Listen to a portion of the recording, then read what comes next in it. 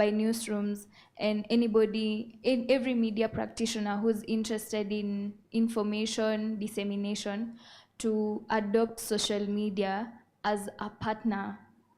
And it's not just a backup. Myself, as I advocate for digital platforms, because today almost everyone is on digital platforms. So, and a lot of it is used even by governments to shape narratives, to promote change. When there are campaigns, say advocacies for human rights, you see all these things happen on social media. And again, brings me back to my point about young people being the ones on social media platforms.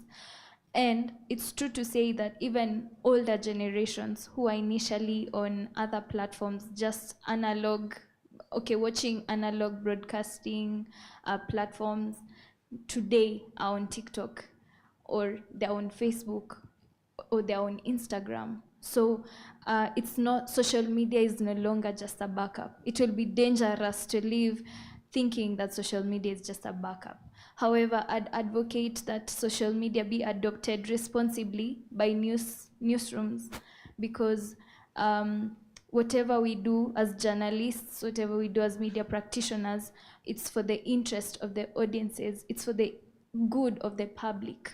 So we have to take it up responsibly and aptly, and we have to be more intentional with the decisions we make and not adopt social media as just but a platform that's a backup. Yeah. All right, thank you, Esther. I'll turn back to you. And guys, I want you to respond to this question, because we are talking about the feed and also the ecosystem of social media. All right, let us move away from the newsroom. What the news people do on the social media platforms. Let's come back to you, the real users of these social media platforms. We're talking about the feed. And I did pause early. Things have changed. Now we are seeing, apart from the news items that are packaged as a story, we're having another package. A very good example, as I had mentioned, packages of hatred. And people have monetized this. Facebook is paying. I mean, Meta is paying. YouTube is paying. So are you guys consuming these as a product right now? And how are you responding to that? I had a hand up there. If you can start by you responding to that, just to hear your views on that particular issue, and then we can pick what you have to say. Could you just stand kidogo and then start with your name? Start with your name kindly.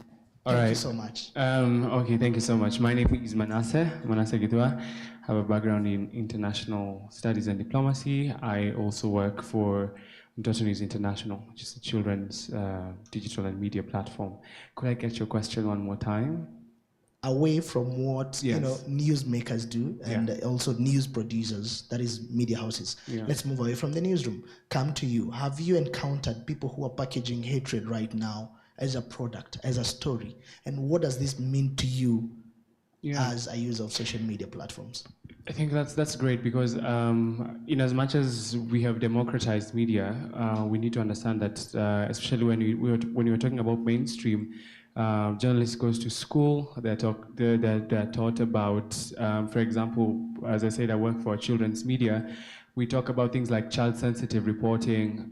We talk about all of these things, but TikTok creators are not taught on child-sensitive. They're not taught about language that promotes hate. You can use it when you're talking with people, but then you cannot use it in the media room, because it may promote hate towards certain groups and certain communities.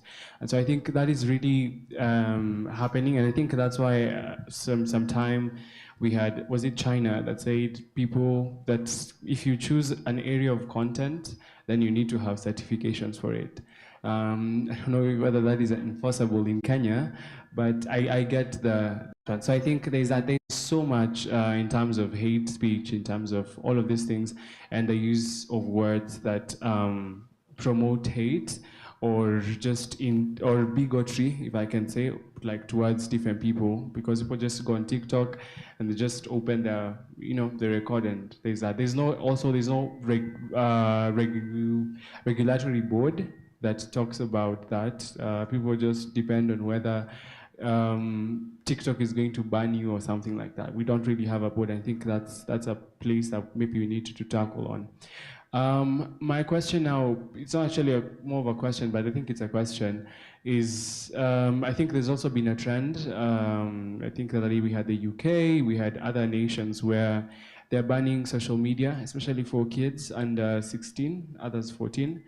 And I know we have all of this, we want to protect children, but really banning social media banning something never protects people from it. And so we are doing a very great disservice to kids, because I believe the right way to do is to teach them on the ethical use, because I mean, everyone is using AI, is using social media, everyone is using all of this. So when we say that the younger population should not then be able to have all of this, platforms should not be on social media, on Instagram, all of these places, I think it does a disservice. So I think maybe now, how do I shape this to become a question? How can we be able to ensure, because I know we sit in the, I know that may not happen in Kenya, not anytime soon, because we have even laws that protect children who create content here in Kenya, which is a great thing for Kenya. So what do you think can be done, apart from just creating awareness, and teaching the children on the ethical use? Because again, we don't want children who look like our fathers, if I can say, that don't know how to use AI and don't know how to use artificial intelligence, don't know how to use all of these kinds of things. We don't want, like it was always when you go for this family gatherings, they're like, "Akwapi huyo kijana, hebu nieke hapo Citizen," and now having kids that don't know that is just a very great disservice to kids. Thank you so much. I mean, that was a very practical example, our fathers. It's okay. Any other? Yeah, we can get 2 more views from you guys. Yeah, perfect. We'll start here. Thank you. Thank you. To answer the question, it's a very brief answer. Sure. Before, I was concerned for my consumption of media online, particularly with the accuracy of narratives I would find online. But thankfully, because of Piga Firimbi's training on fact-checking, I've become less concerned with how I verify, because now I'm skilled enough to now fact check a post and really determine if what a post is claiming is true, because a lot of these posts do bank on emotional manipulation. So they want to get you angry quick, and then you're there watching. And so in that way, you can quickly wonder, hey, what's going on? Why is he saying this thing about this person? You can get yourself hating somebody just because of one video you've watched. But right now I'm a bit slower to get angry or react emotionally to something because of the training in fact-checking. Great. I mean, Piga Firimbi is one of our product by Uncensored that does fact-check each and every detail that comes to you. But I wonder, countries where they do not have the likes of Piga Firimbi, then how do they navigate? And I think you'll respond to that. We had a yes, the great man in specs. Could you just come closer? Yeah. Thank you so much. So my question is... Come just at the middle. Thank you. Thank you so much. My question is to one of the panelists. I'd ask, how have you created content for LinkedIn, and how is that working for you? How is that content not being the same content for the TikTok? And how efficient, or what are the results that you're finding in the pipeline that you've created in the LinkedIn? Yes, but I love the conversation that is going on here. Keep it up. Thank you so much. I mean, it's a very practical question again, because going through your bio, you did mention that you helped Cape Media to improve its LinkedIn profile by 200% under 1 year. Give us the secrets. What is the ingredient? Okay, thank you for that. Ideally, at Scape Media, the LinkedIn platform was a bit dominant, and I'm passionate about brand communication particularly. So LinkedIn in particular is a platform for brands or professionals So the key audience in that platform is business-minded people, students seeking job opportunities, companies seeking businesses with other companies. So ideally for a brand, you have to tailor this content towards, ask yourself, if a brand was a person, what will it say about itself? It's basically like an interview for a brand. When you go for an interview, you dress well, you read widely, you do a lot of research. So some of this content has to be simple, because again, you're looking for different stakeholders. So some of the things that we have posted on our LinkedIn platforms includes partnerships, successful partnerships. Some things that many people don't know about Cape Media. Over the years, Cape Media entails TV47 and Radio 47, and I wouldn't want to speak on behalf of the company, because I currently am not representing the company. However, uh, based on my understanding as a media practitioner and a social media and digital platform expert, I will say that LinkedIn is a tool where companies must rely on this tool to talk about their achievements, their partnerships, so that they can attract like-minded partners. Because at the end of the day, it's all about the greater the partnership, the greater the impact. It's like a win-win situation. Say, for example, we do a campaign on, say, I can give just one as a random example, breast cancer awareness. So as a brand, we would want to partner, say, with a hospital. That's a relevant stakeholder. We'd want to partner with people in this community who are either survivors, caregivers, or who advocates advocates of these particular people in breast cancer awareness, something like that. So on LinkedIn, ideally, you're supposed to do content that, number one, will inform, number two, will advocate, and number three, will place your brand. It's okay. Sorry. It's okay, thank you.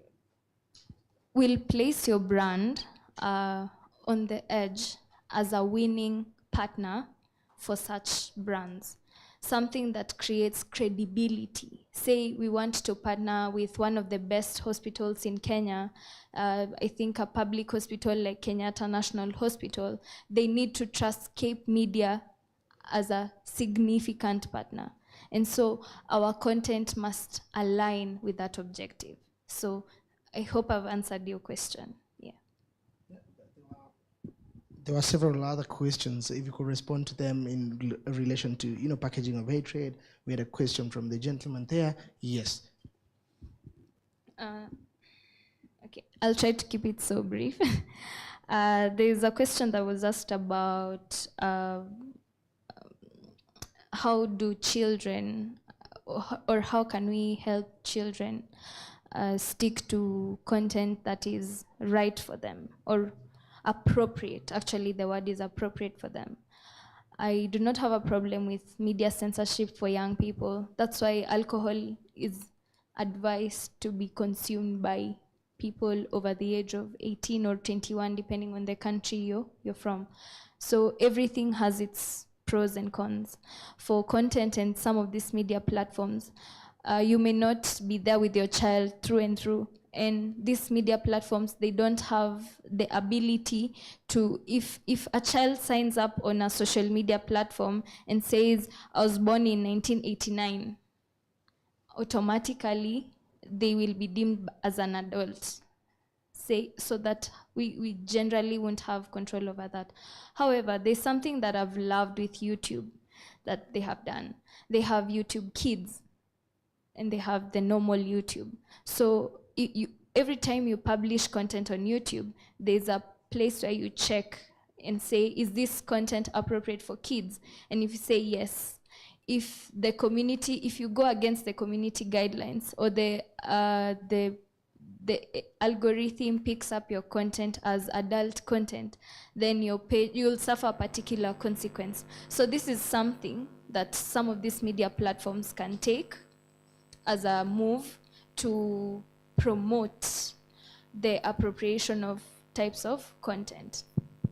Then there's there's another question. I can't remember the particular question, but it made me think of something we do in IR in diplomacy. There's something called soft power. I think it's what you asked about, aggression. Yeah. So in soft power diplomacy, media is a significant tool, because it's a kind of diplomacy where you don't rely on, say, power, military power. You rely on, it's like friendship among states. So so it has to do so much with the image of, let's say, a state or its people, like delegations or diplomacy or diplomatic missions in specific states. It's important to understand that propaganda is also a tool of power, but also something that we cannot escape as media practitioners. And so in the audience, you cannot control who is good and who is bad. That, unfortunately, there's no way to mark good or bad on someone, and the motives as well. However, I think it's high time we started advocating for responsible media consumption, where as an individual, you choose what to consume and you choose what to believe. Fact check. Like me, many young people who have been job searching, for example, if you get, we have all heard of untrue job adverts, right? So if you see something, let's say Cape Media is looking for a video editor, you have to go to Cape Media website and check and see if indeed there's a job vacancy, video editors. If it's not there, chances are that that job advert is not true. So as consumers and as practitioners, we must advocate for user responsibility as well. I think that's a key strategy in helping or improving the situation. All right, 50 minutes past 12 p.m. We only have 10 minutes to wrap this first session and just proceed to the next session. But before we do that, I want to come back to you, all right? And I don't know who will go first, but I hope there will be a hand up. So let me put it this way, if I can coin it this way. I know you guys are on social media. Let's talk of Facebook, TikTok, whatever platform it is. Again, I'll turn up.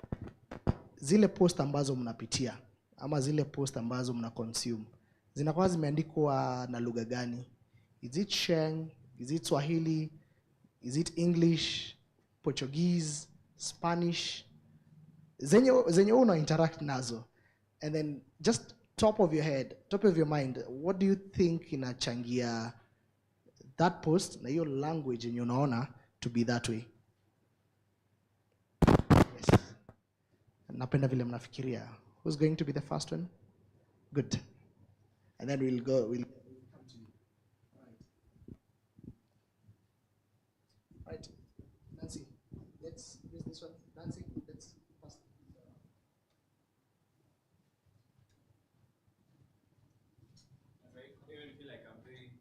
Oh, we're doing too much in the mind. Yeah, it's fine. Okay, all right.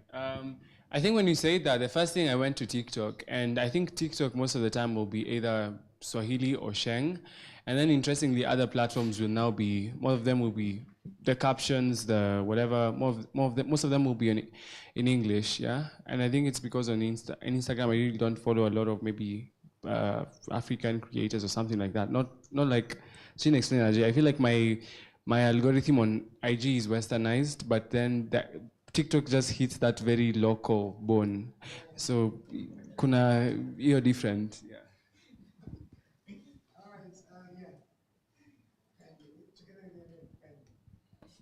So you consume some Yoruba there from Nigeria. Okay. Hello. I'm Bailey Tamar, and the primary social media that I use is Instagram, usually followed by TikTok. So I'll say that my FYP always brings me in English language, but in TikTok, because I'm a lover of Amapiano, it's Zulu. Yeah, so I think it depends on your FYP. What you love watching is the tribe they bring to you. Yeah. It's okay, it's okay. Any other one?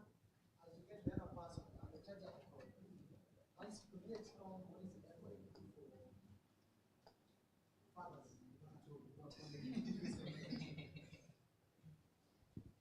That is now the content that you have searched for and what it refers you to. Sorry. So if you're maybe a farmer, your FYP will always be things to do with farming. I don't know if someone has understood that. Yeah, for your page, yeah.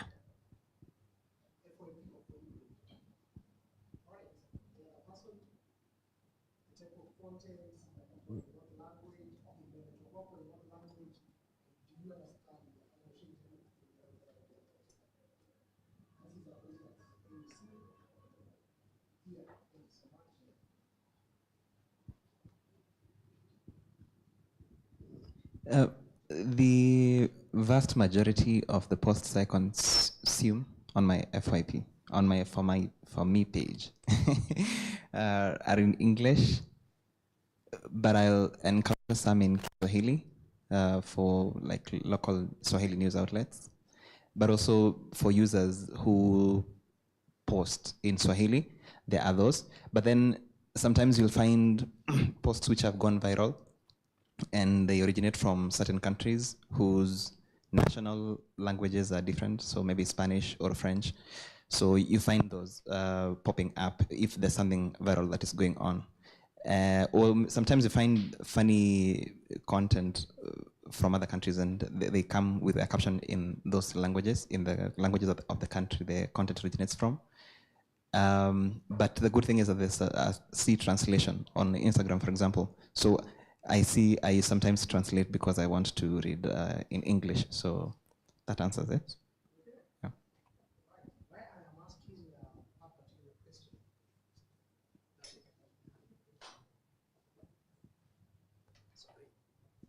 Sorry, Nancy. We have really made you circle a lot around here, but nonetheless, you're doing the Lord's work. Now, why I did pose that question, I want to come to you, Faith, is are we doing some sort of harm by, because it feels like it's, in a way, we are trying to throttle or moderate contents that have been produced either in Swahili or Sheng. Take note that Kenya, Swahili is the national language. English is the official language. Are we doing more harm by moderating Swahili and Sheng contents that are produced through the internet? I think as Africans, we must be proud of our heritage. We must be proud of our languages, our culture. They make us unique. They set us apart from who we are, from others, and they shape who we are as a people. However, if I can use the word muzzle, for example, I don't think this quote-unquote muzzling is done by we, the content creators or the media practitioners. I think it's, I will blame the platform. Many platforms, including Facebook, they use AI as their the first person that you interact with on this platform is AI. And even the people who work at Meta, they will heavily rely on AI because AI is now a business companion in cutting business workflows, etc. So, and that is, for example, if you contact, let's say, customer care, your Facebook or your Meta, the first person that you talk to is the AI chatbot. So it's also responsible for dissemination of some of this content.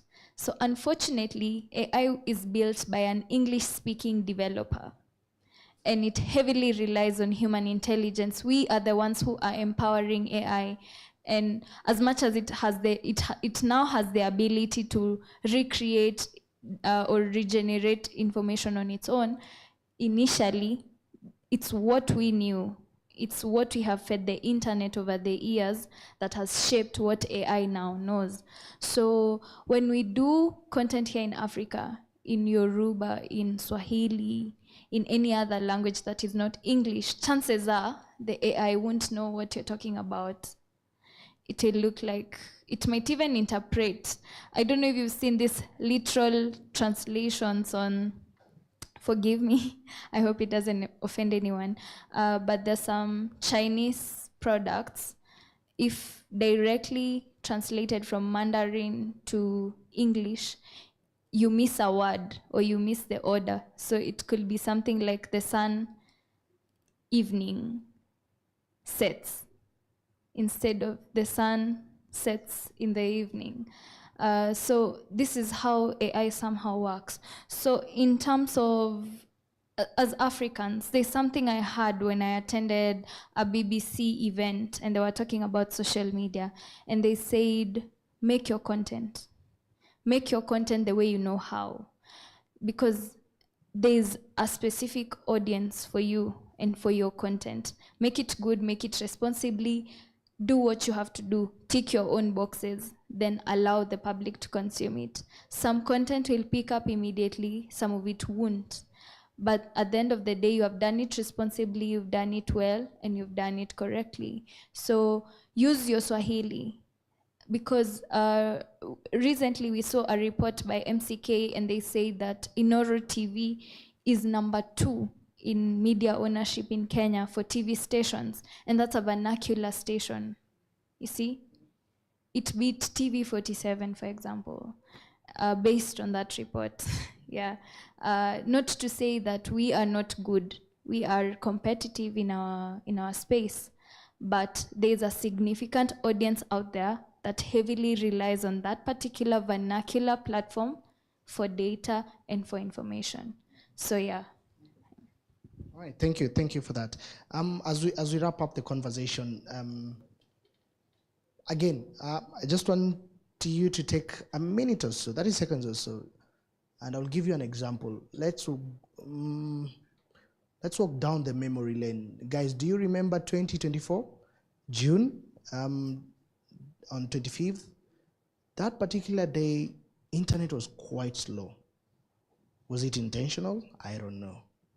Safaricom, gave us some, released a media press statement in regard to that.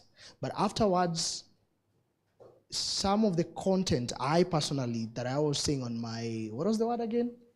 FYP, was somehow censored. I did not see much content about the day's events. These came back like 2 days, 3 days later. Now we'll see so much content about what was happening on June 25th. And this brings about the question about shadow banning, throttling of information and content. Is this like a threat to these democratic jargon that we are singing and praising about social media, unlike mainstream media? You can post anything and everything on social media. But on that very particular day, we saw there were some contents the content was not coming out. Yeah, it was being shadow banned.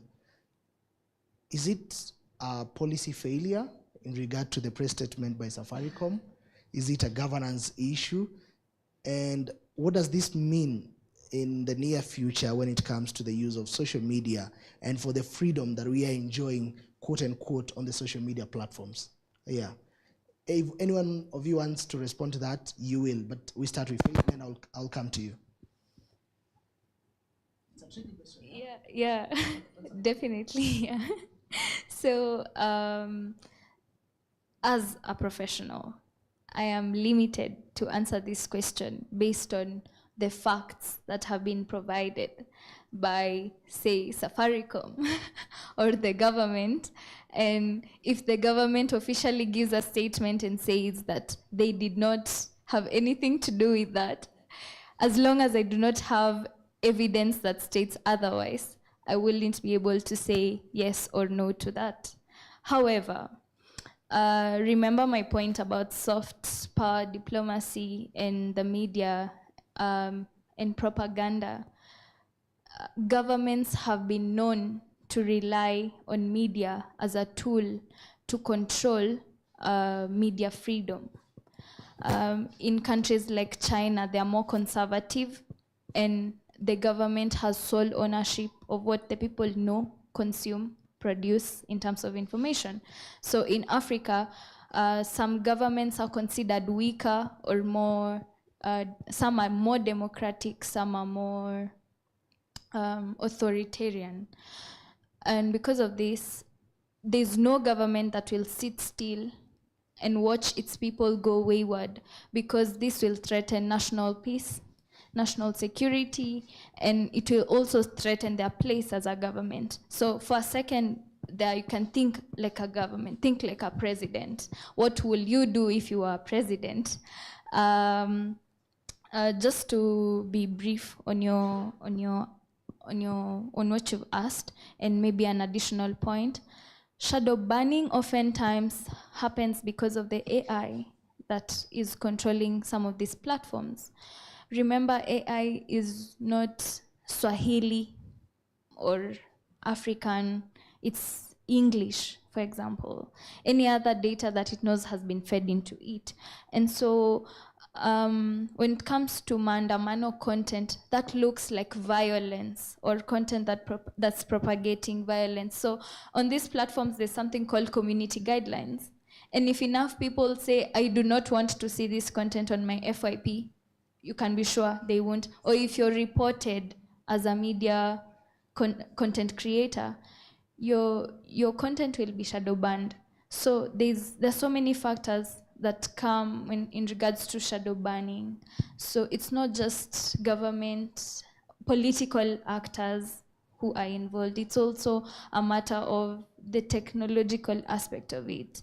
Yeah, and so it could also be around that time, so many people were creating over and over a lot of content about the same thing using the same hashtags. Just go do this on your own page. Post so many posts on, say, Instagram, use the same hashtag, the same wording. At the end of the day, it will tell you you cannot post anymore because it will detect that you're a robot, something like that. So a lot of it, when it comes to shadow banning, has a lot to do with AI and the tech that is relied upon by these social media platforms to shape what we see on our pages. However, the government is not necessarily completely away from it. Yeah. Oh, all right, thank you so much.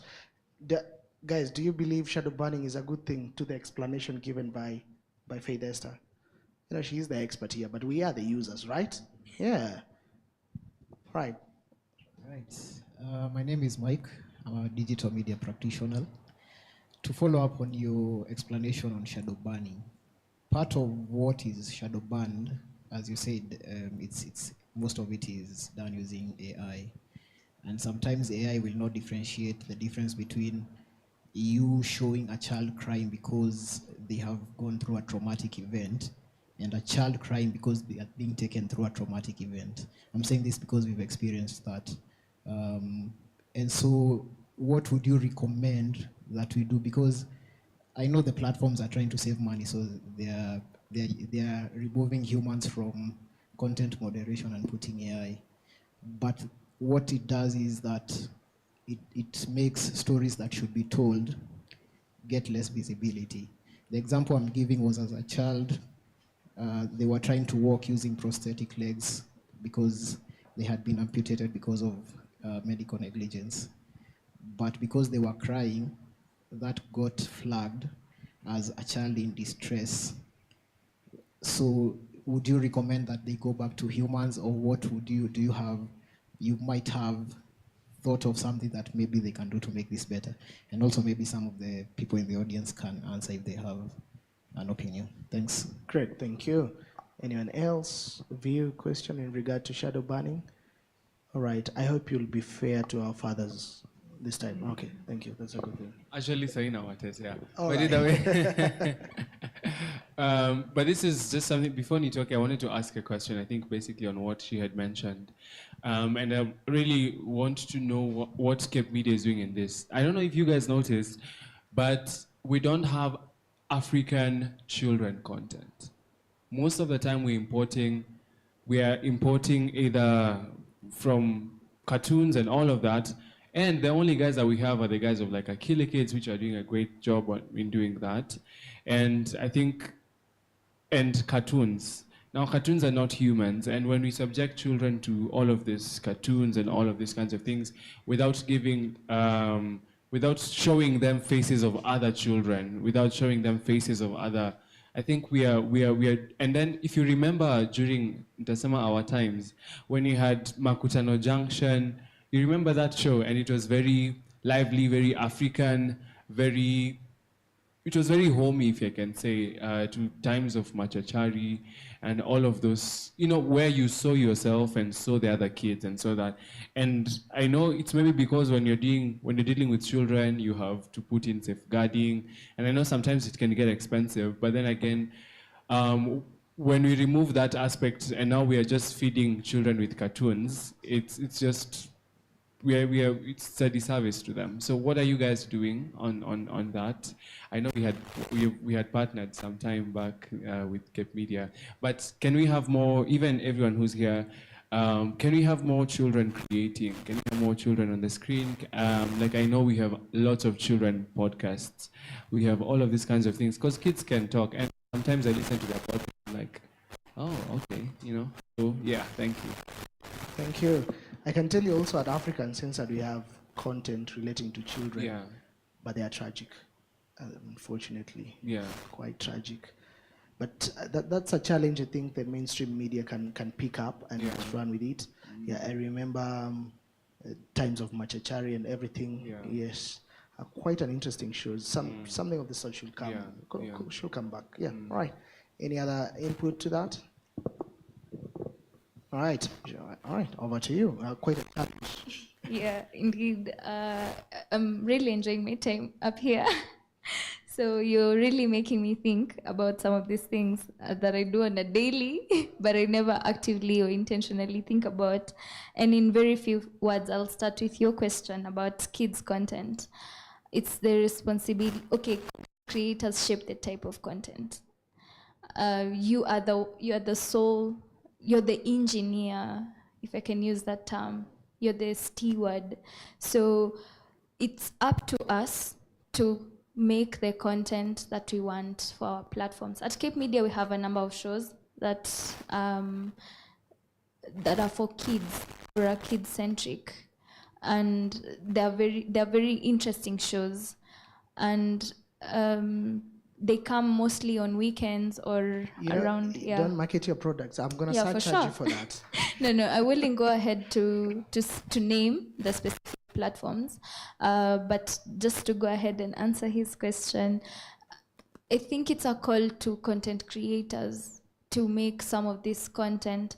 Also, there's something about, you said about Akili Kids or Rubongo Kids. I know about Mtoto News. They make a lot of kid-centric content.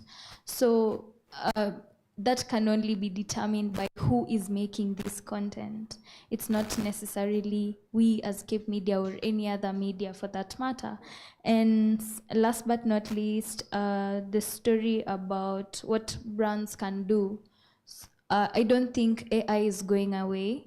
I don't think technology is changing. We're already too far into it.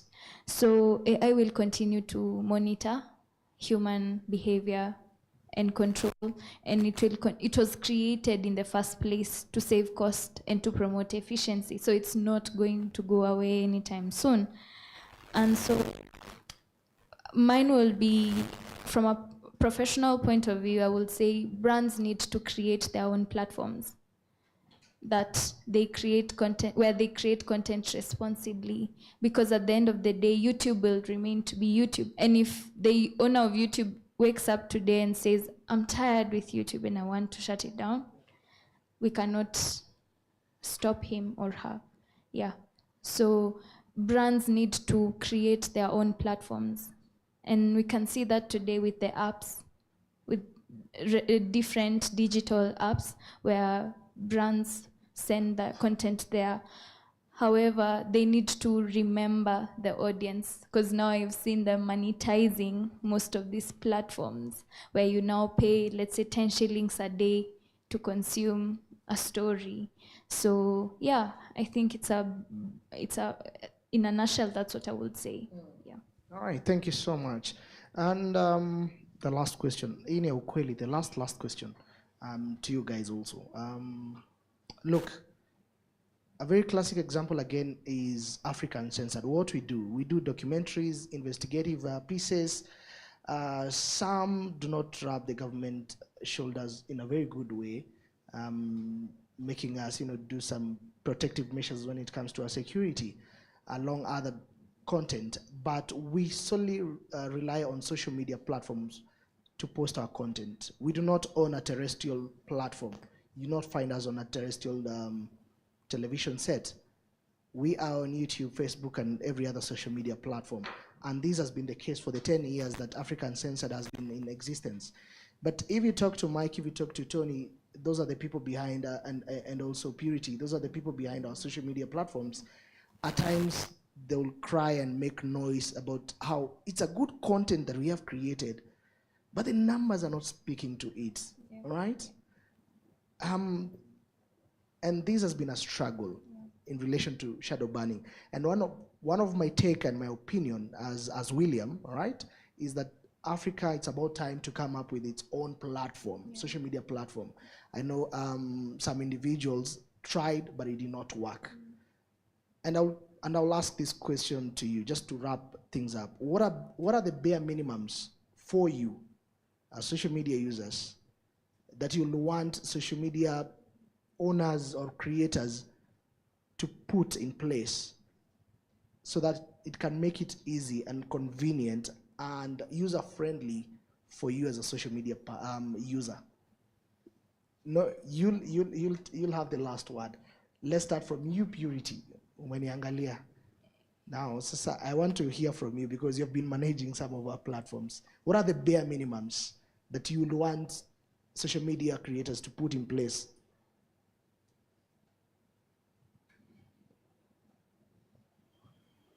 Yeah, that's Purity, the one with the mic. Can you repeat the question again? I'm asking, what are the bare minimums? What are the recommendations you will make to Meta, TikTok, all those guys, for you as a user going forward, so that things can be easy, convenient for you? You're not getting the question. So we're having problems like shadow banning. Contents, you're posting something, and it's getting a like or 10 views. Then you'll post something else. I'm using just one of the hurdles. So there's so many hurdles when it comes to social media. Meta, TikTok, YouTube, and every other social media platform. So what will you recommend? What will you want? What is your suggestion to make things better for you as a user? Maybe Mike and Tony can talk first and then I talk later. All right, all right. We have a hand there. Yeah, we start here and then come to you. Ladies first. Yeah, then come to you.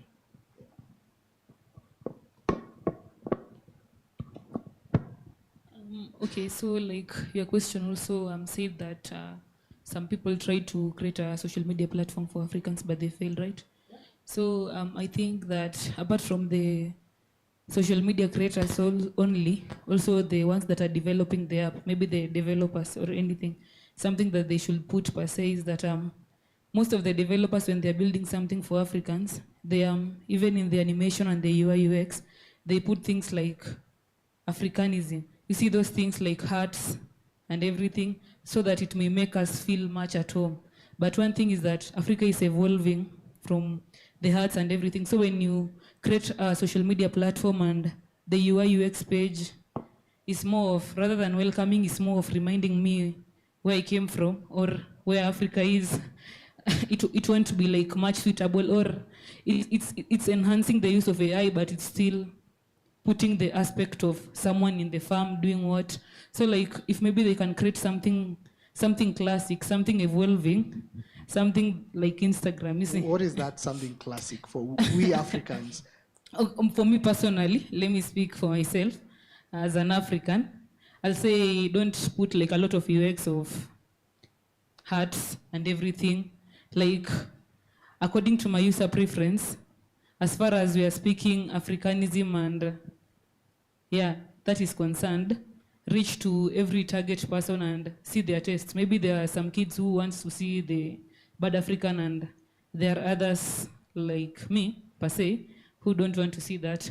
So, and engage everyone. Like Africans are hard-headed. It's hard for them to go to their social media platform you have created, like Instagram, and support you.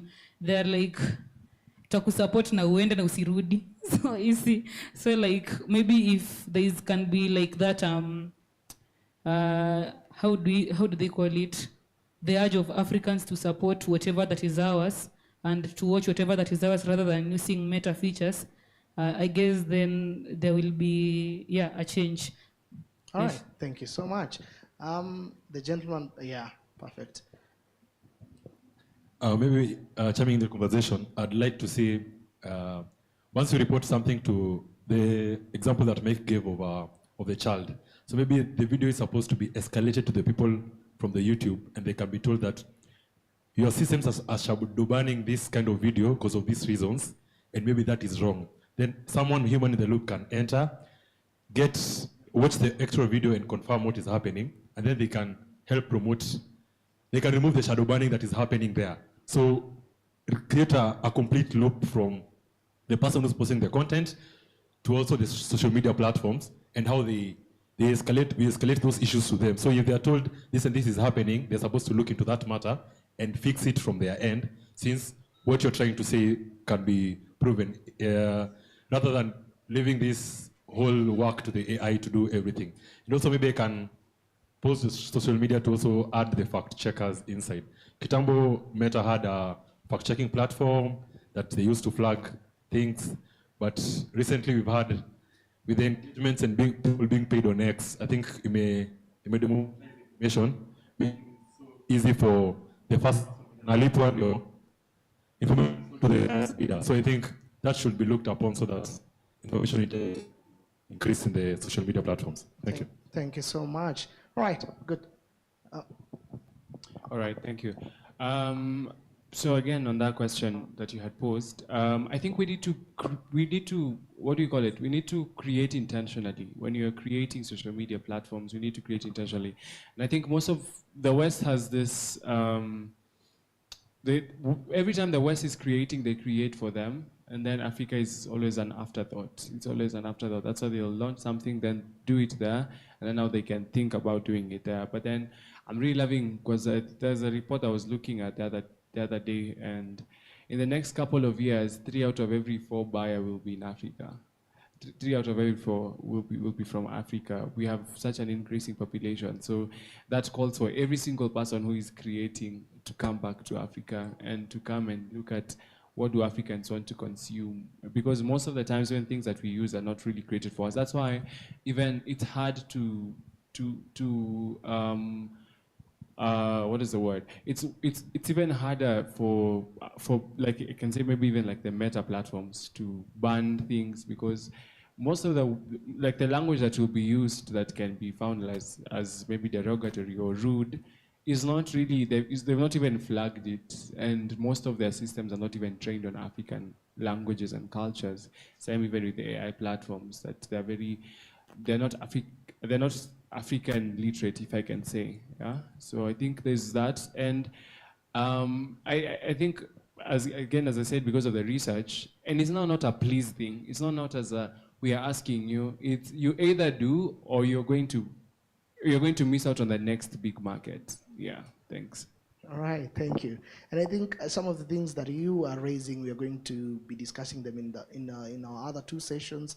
We have a session that will be led by Nancy. We are going to show you guys today live how we do our fact checking and how we do upload content on the Piga Firimbi platform that is a product by Africa Uncensored. Then later on, we'll be having a conversation around AI, misinformation, disinformation, and AI, and the elections. We know we are how many months? 14, 13 months away shy from the 2027 elections. 13, yeah, 13 months. All right, so please, Siende after lunch. And now, do you mind briefly? Anyone? Okay, karibu nikufungie. Yeah, Hello. briefly, yeah. My name is Tony. I am a social media manager. And I'd like to answer the question that you asked about what can we do about the platforms? What can we do about this shadow banning, about getting 10 likes and 2 views? I mean, truth doesn't sell, so truth doesn't sell as much as dance videos or memes or hate content. We've seen a lot of how do we call it? Somebody trying to get people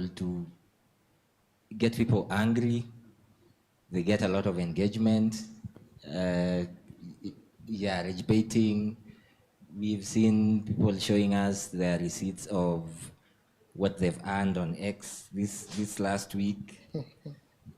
I'm sure a lot of independent news stations don't earn as much. So what I'd say first about AI, we've seen a lot of AI content on TikTok, and people are consuming a lot of AI content, misinformation, disinformation, without them even knowing that this is created by AI. So I think the future of journalism would be staying as human as possible, giving people more human-centric content. So that would mean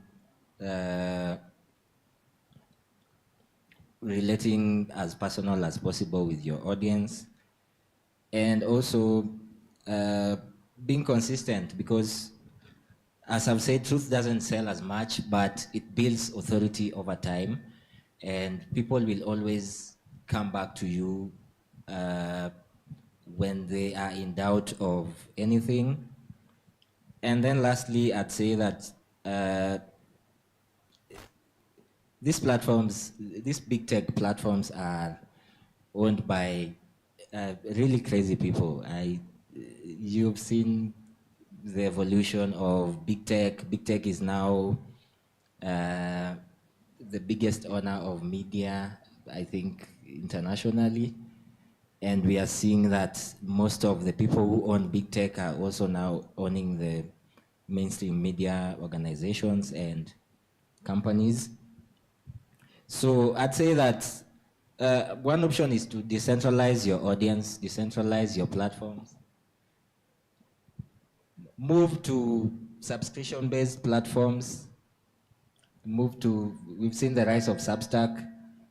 I know it's also on the way to being a big tech, but that's one way that, you can decentralize your platform, you can get away from the algorithms, host personal events like the one we are having today, or screenings, Yeah.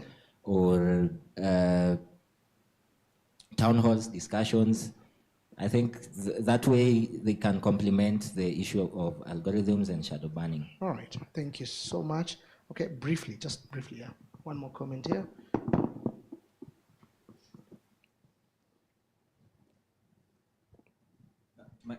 Hello, mine is a question to Esther on from your experience on the other end, because you're now on the end that is publishing.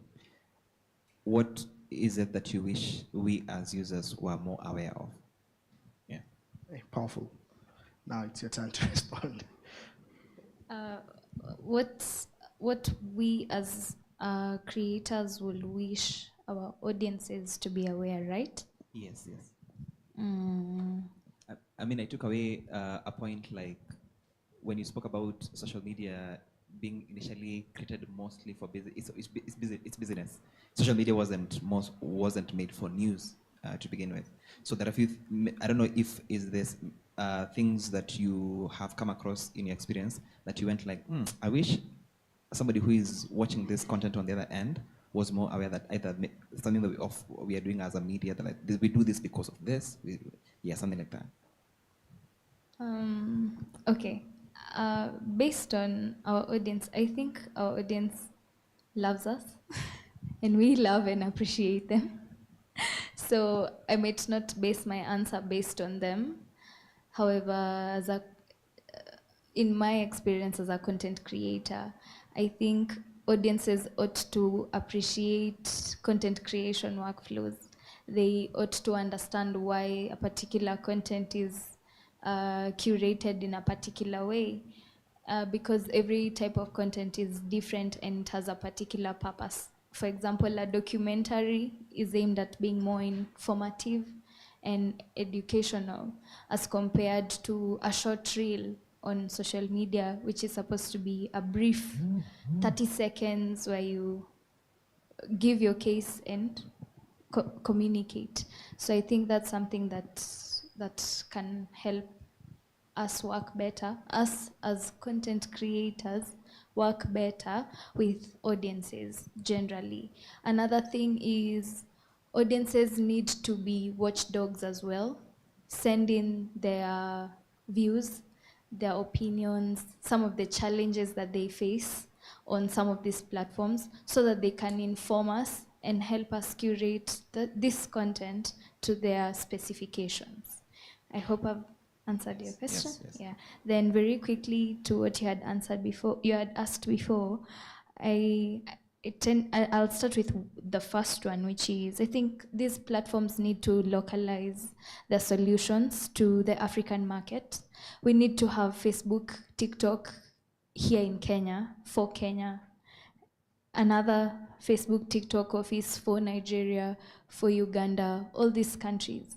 I know they have regional hubs. I am familiar with the TikTok office here in the East African region, in the Kenyan region, Sub-Saharan region. There's also Facebook, well, Litoka Kenya, but they went to the bigger East Africa. Because our problems as Kenyans might not be the same problem for Nigeria or South Africa. So I think that's something that social media platforms can do. I think it's now time we had a new segment on social media where you can have social media for news, which is on the same TikTok, but the way there's For You page, there's friends. I think now we should have news. Then for you to be on this news platform, you should meet certain set guidelines. I think that can be good. Yeah. That's powerful. I mean, yeah. Third, I think they should liberalize the flow a bit more. Because again, you cannot stop the stars from shining, like I say. Because at the end of the day, shadow banning can be countered if you post something today and it gets 1 view, 2 views, but if those 2 people send to 2 other people who send to 10 other people, like that, it will grow. And that's how we see today. That's how actually Instagram works. You can post something on Instagram today, it gets 200 views. Then 1 year down the line, it has 1 million likes. And when you needed their 1 million likes, you didn't get them. It just took time. But if they liberalized some of this dissemination of this content better, I think it will favor we, the content creators, and we, the audiences as well. Last but not least, I liked the hashtags. I think there's no harm with having hashtags, as much as nowadays they don't have any influence on your content. I think they were good because a random content creator who does not have much knowledge might understand the hashtag but does not understand something like search engine optimization, which is important for captioning or scripting, hooks, all that kind of science behind content creation. But anajua ukitumia hashtag FYP itaenda kwa watu wengi. So I think they should not necessarily remove hashtags entirely. Yeah. All right, I've learned something new today. I don't know if it's new to you guys. You mean hashtag no longer works? It's not that important. It's Yeah. irrelevant. You know, today in the morning, I took a photo and then posted and then just used the hashtag suited up for Monday. It did not work. Makosa ni yangu. But I've learned something. Thank you so much, Faith, for allowing us to pick your mind on this particular topic. It's a session we had dubbed the feed and the information ecosystem. With what you do, it was really important to pick your mind, and thank you so much for sharing your time. We will leave that particular session at that point, but we have two more sessions. We have one on that is fake news, misinformation, and disinformation through our platform that is Piga Firimbi. And then we'll be having another one in relation to AI and the election. We are having election in 13 months, as you said. But nonetheless, while we were having this conversation, I know you guys noticed people running around, setting up cameras, all these lights. The reason to that is because these glaring cameras, which at times when I later panic, even to me, as much as I've done this so many times, it's always scary to see these cameras.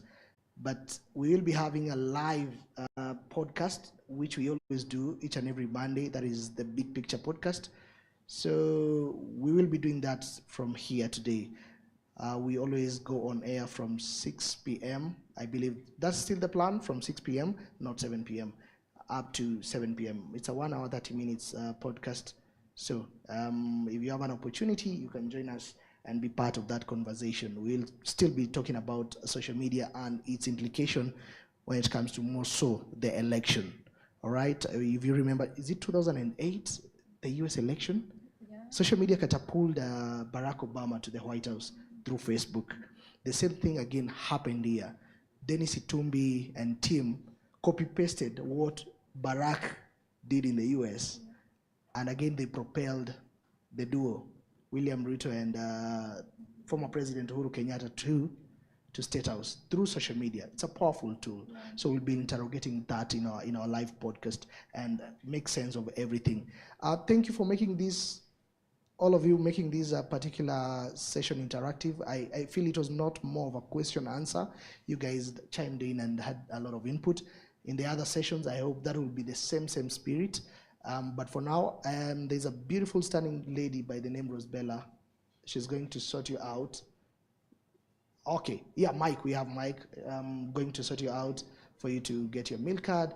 Please enjoy your lunch. We are going to be back in, do we do 2 or 2:30? 1 hour, is 1 hour enough?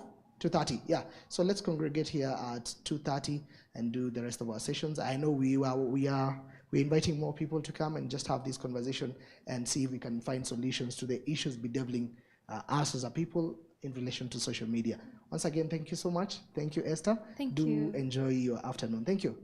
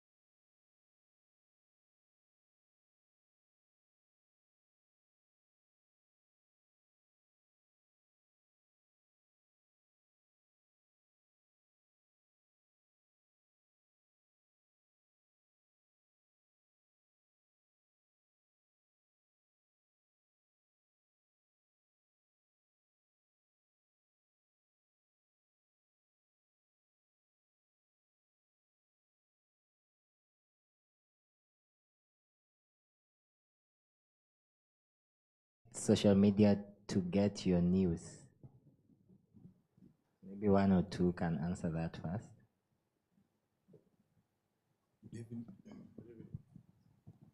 Good evening, everyone. Good evening. Gideon, pursuing diploma in journalism and media studies. My take would be I trust it. For example, on Instagram, we have Nairobi Gossip Club, where they are posting regularly about stories basis on the world. So I think it's a trustable way, but also it determines on someone's knowledge to find the truthness of the story. So, to be really honest, I would, okay, in these days, I would take news with the pinch of salt, because now I'm having that there is some form of influence that you can't really ascertain if it's true or false. And to be honest, when you say social media, it's only a medium, not necessarily the exact evil in the story, because it depends on who is on the other end. So I would say I would take it with a pinch of salt. Yes. Well said, well said. Anybody else? How many of you read the community notes on X?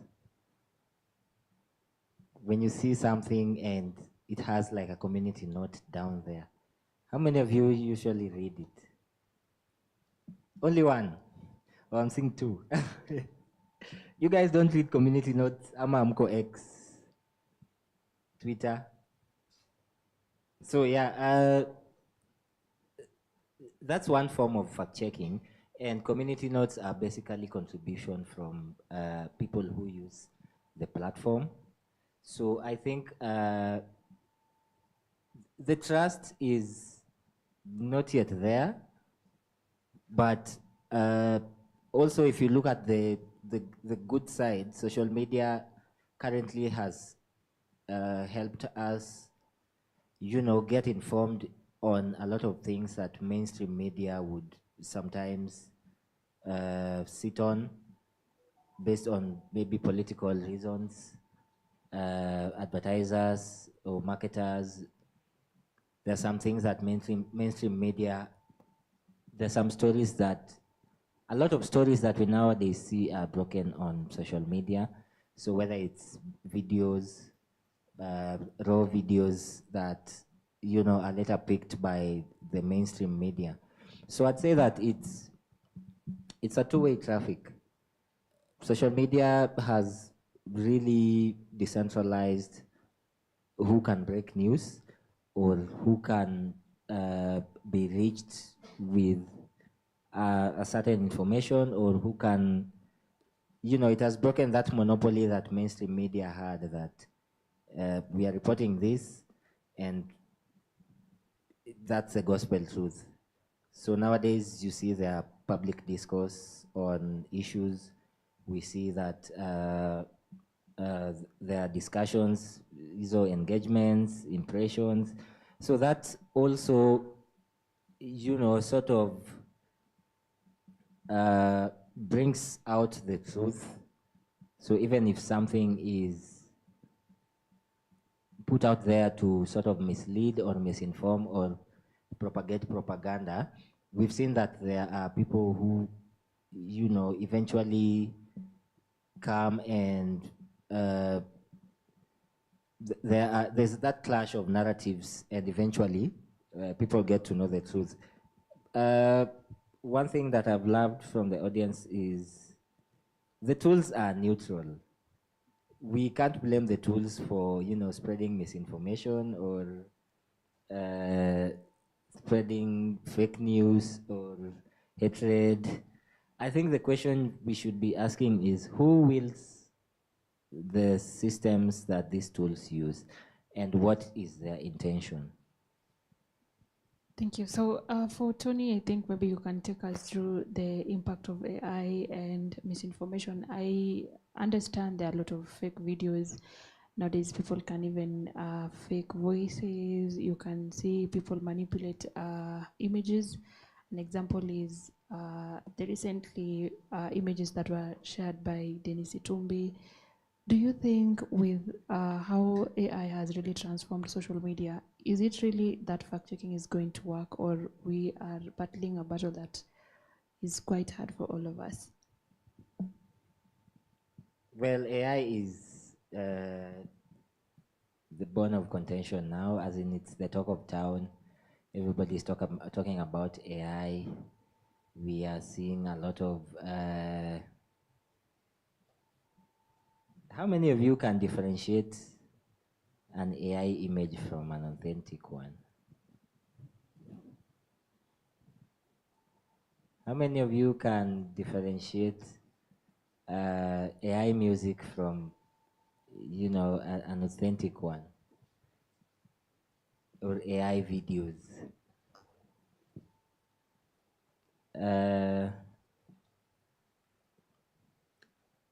Maybe she can have the mic.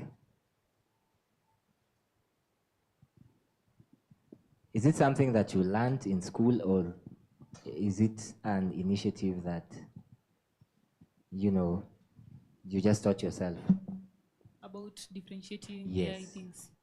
I'll say, like, right now it's so easy to see what's generated with AI and the real human being. Like, for instance, let me say music. The music generated with AI, at times, like, you find human beings loving it, normal human beings like me. We love it, but it has a bit of exaggeration. I don't know if you've been hearing lately these gospel songs that are removed by AI. I don't know, sijui shika mdomo. I don't know, by Tikiti, or Yes, like yes. they have a lot of vibe. They have like a lot of things that even in real time music, like, it's impossible. And then, like, in terms of the imaging and everything, AI does a bit of exaggeration and hallucination. When you see the AI videos, for instance, in TikTok, see, like, someone is talking. Let me show you. Like, for instance, Israel, wake up. Wake up, I shouldn't. So, like, I'm talking to Israel the way, like, I should be talking to him like this, but with the AI videos, Israel is talking to me and I'm like this, and then, like, I'm walking, but instead of going this way, I'm going this way. So, like, there's a lot of exaggeration. Thank you. There's a lot of exaggeration in terms of the AI and how it is trained for it to act like 100% human being. It's so hard, and I guess with better training, I think the AI will replace, because somehow those videos are fun, or no one enjoys them. I enjoy the AI videos. So, like, yeah, for now we can differentiate them. Yeah. Well said, well said. For me, I can say like it's hard to differentiate because I'm an AI user. First of all, maybe you can use an AI detector like GPT-0. If you upload maybe an image AI generated by GPT-0, the probability of it being AI generated might be 60% less. So you are finding that you have difficulties to find maybe AI generated images. And for music, some of them you can never even say they are AI generated. So for me, it's hard to differentiate. Anybody else? The people at the back.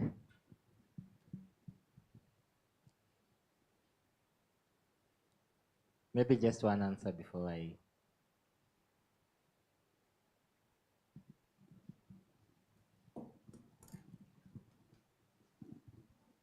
Thank you. My name is Ernest Mudhini, and on the question of AI, if you cannot, if an image or a video is AI, I feel with some of the things, let's say when it comes to graphic design, with the background that I have of graphic design, there's some posters, some images, you'll see that this one is purely AI. Like, nobody made that image. It was just AI. It was fed with information. Then it was able to generate the image. So I feel for me, I'm able even to detect AI. For example, there is this social media page, mostly on Instagram. The page is called Stone GFX, and of late, I think this month, the better part of June and now July, they have been making very viral contents of like the former deputy president and the current deputy president dancing. I mean, what are the odds? Like you can be able to detect that's AI, clearly with the movements and everything, you see. So for me, I feel that AI, like I can be able to detect it, but I think with time it's getting better. And sometimes I think to the older generation, it may fool some. Like for example, you'll see a video, then your mom will show you that video, then you'll tell her that's AI, and she'll be like, no, you is AI, wherever. You see, so probably to the older generation, it can be able to fool them. Yeah. Thanks. So just to add another layer, how many of you can identify an AI article, an AI written article? How many? Huh? Ningumu. Okay. Are there telltale signs of articles written through AI? Yeah, Simon.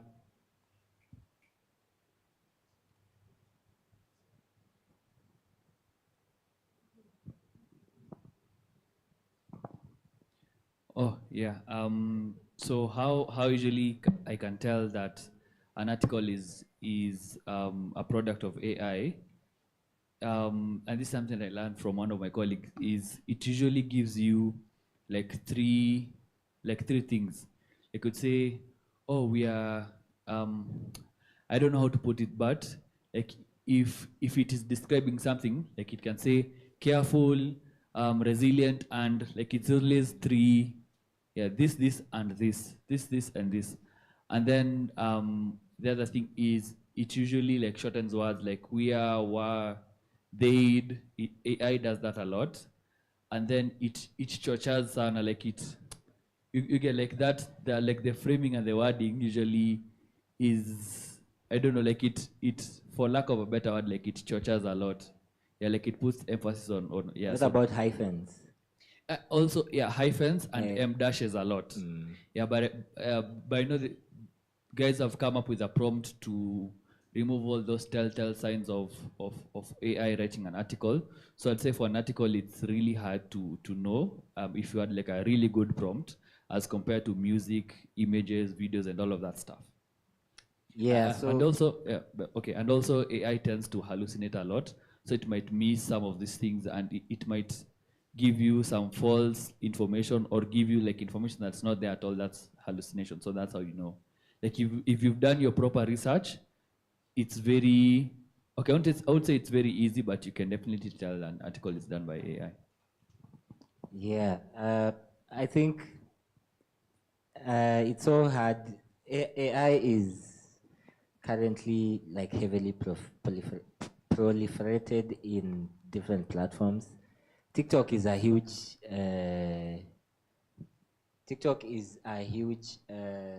platform for AI content, and I'm sure you will interact with them regularly.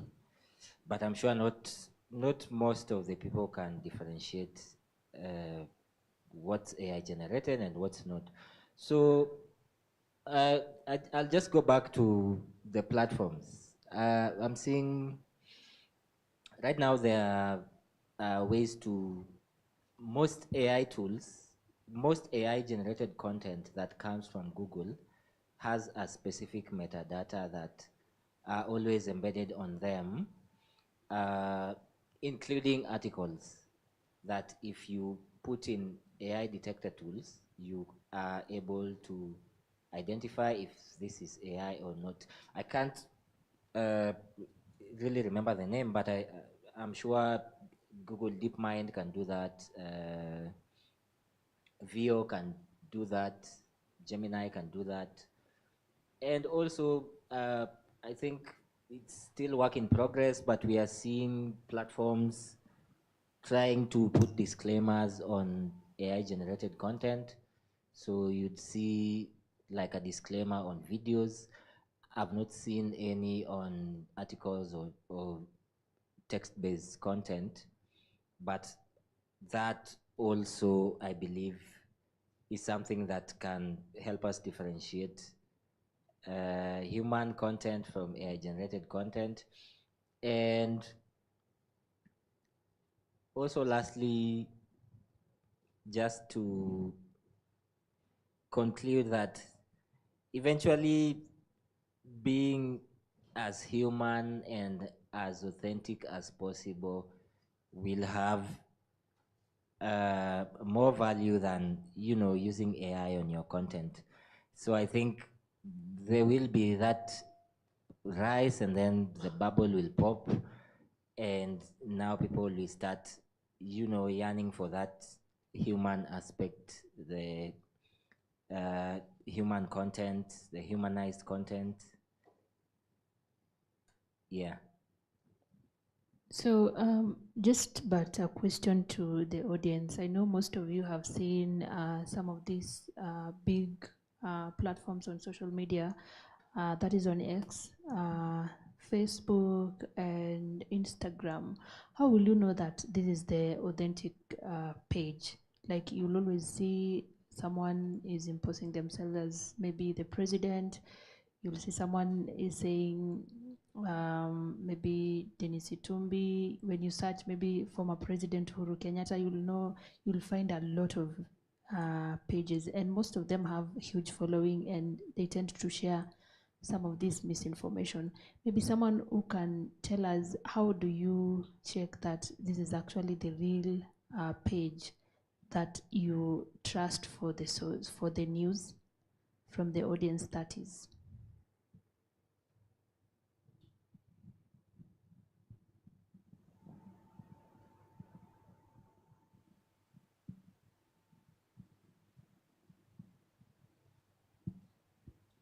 Like, you'll always know that this is William Ruto, this is Uhuru Kenyatta, this is maybe a fan player.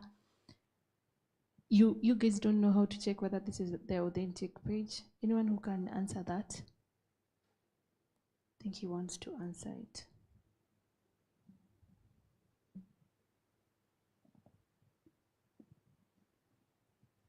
To answer your question, I would say, like, for meta platforms, they usually have the blue tick, so you can verify it using the blue tick icon registered under the account. Also, for maybe more verification, maybe you can see the actual person under the video.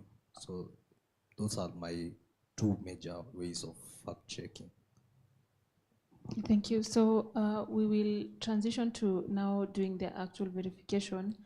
I know we have spoken of fact checking. So Felix will take us through how you verify even an account, whether it's a real account. How do you verify a claim when you come across it? So we will hand it over to Felix for the presentation. Just a minute. You'll confirm. Unaona kitu fulani hapo?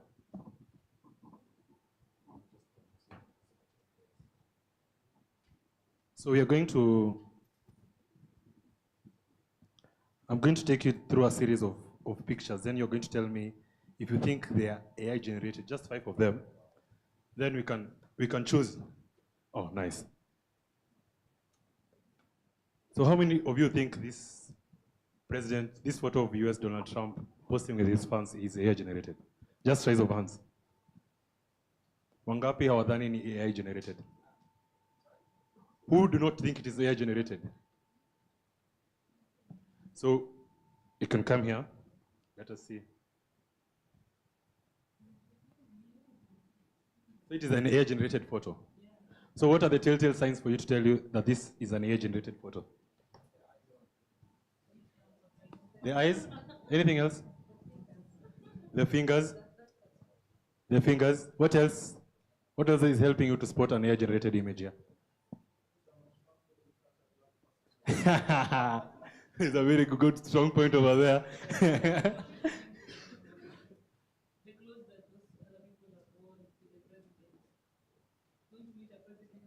In those clothes. Yeah, so I think all answers are feasible. We can do like 5 of them so that I can show. So how many think this image is an image showing an attack in Israel? How many think this image is AI generated? And what are the telltale signs to tell you this image is AI generated? Any suggestions?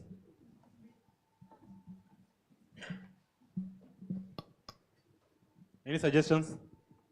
unaweza moto mwenye nachomeka. You can look at maybe the vehicles and how they are oriented in the same place. So I think first science it could be, if a plane is burning, I think inafai burn yote. It looks like it is burning on the sides only, like around and not inside the plane. Then maybe the jet has a tank. So the fuel is supposed to explode or something.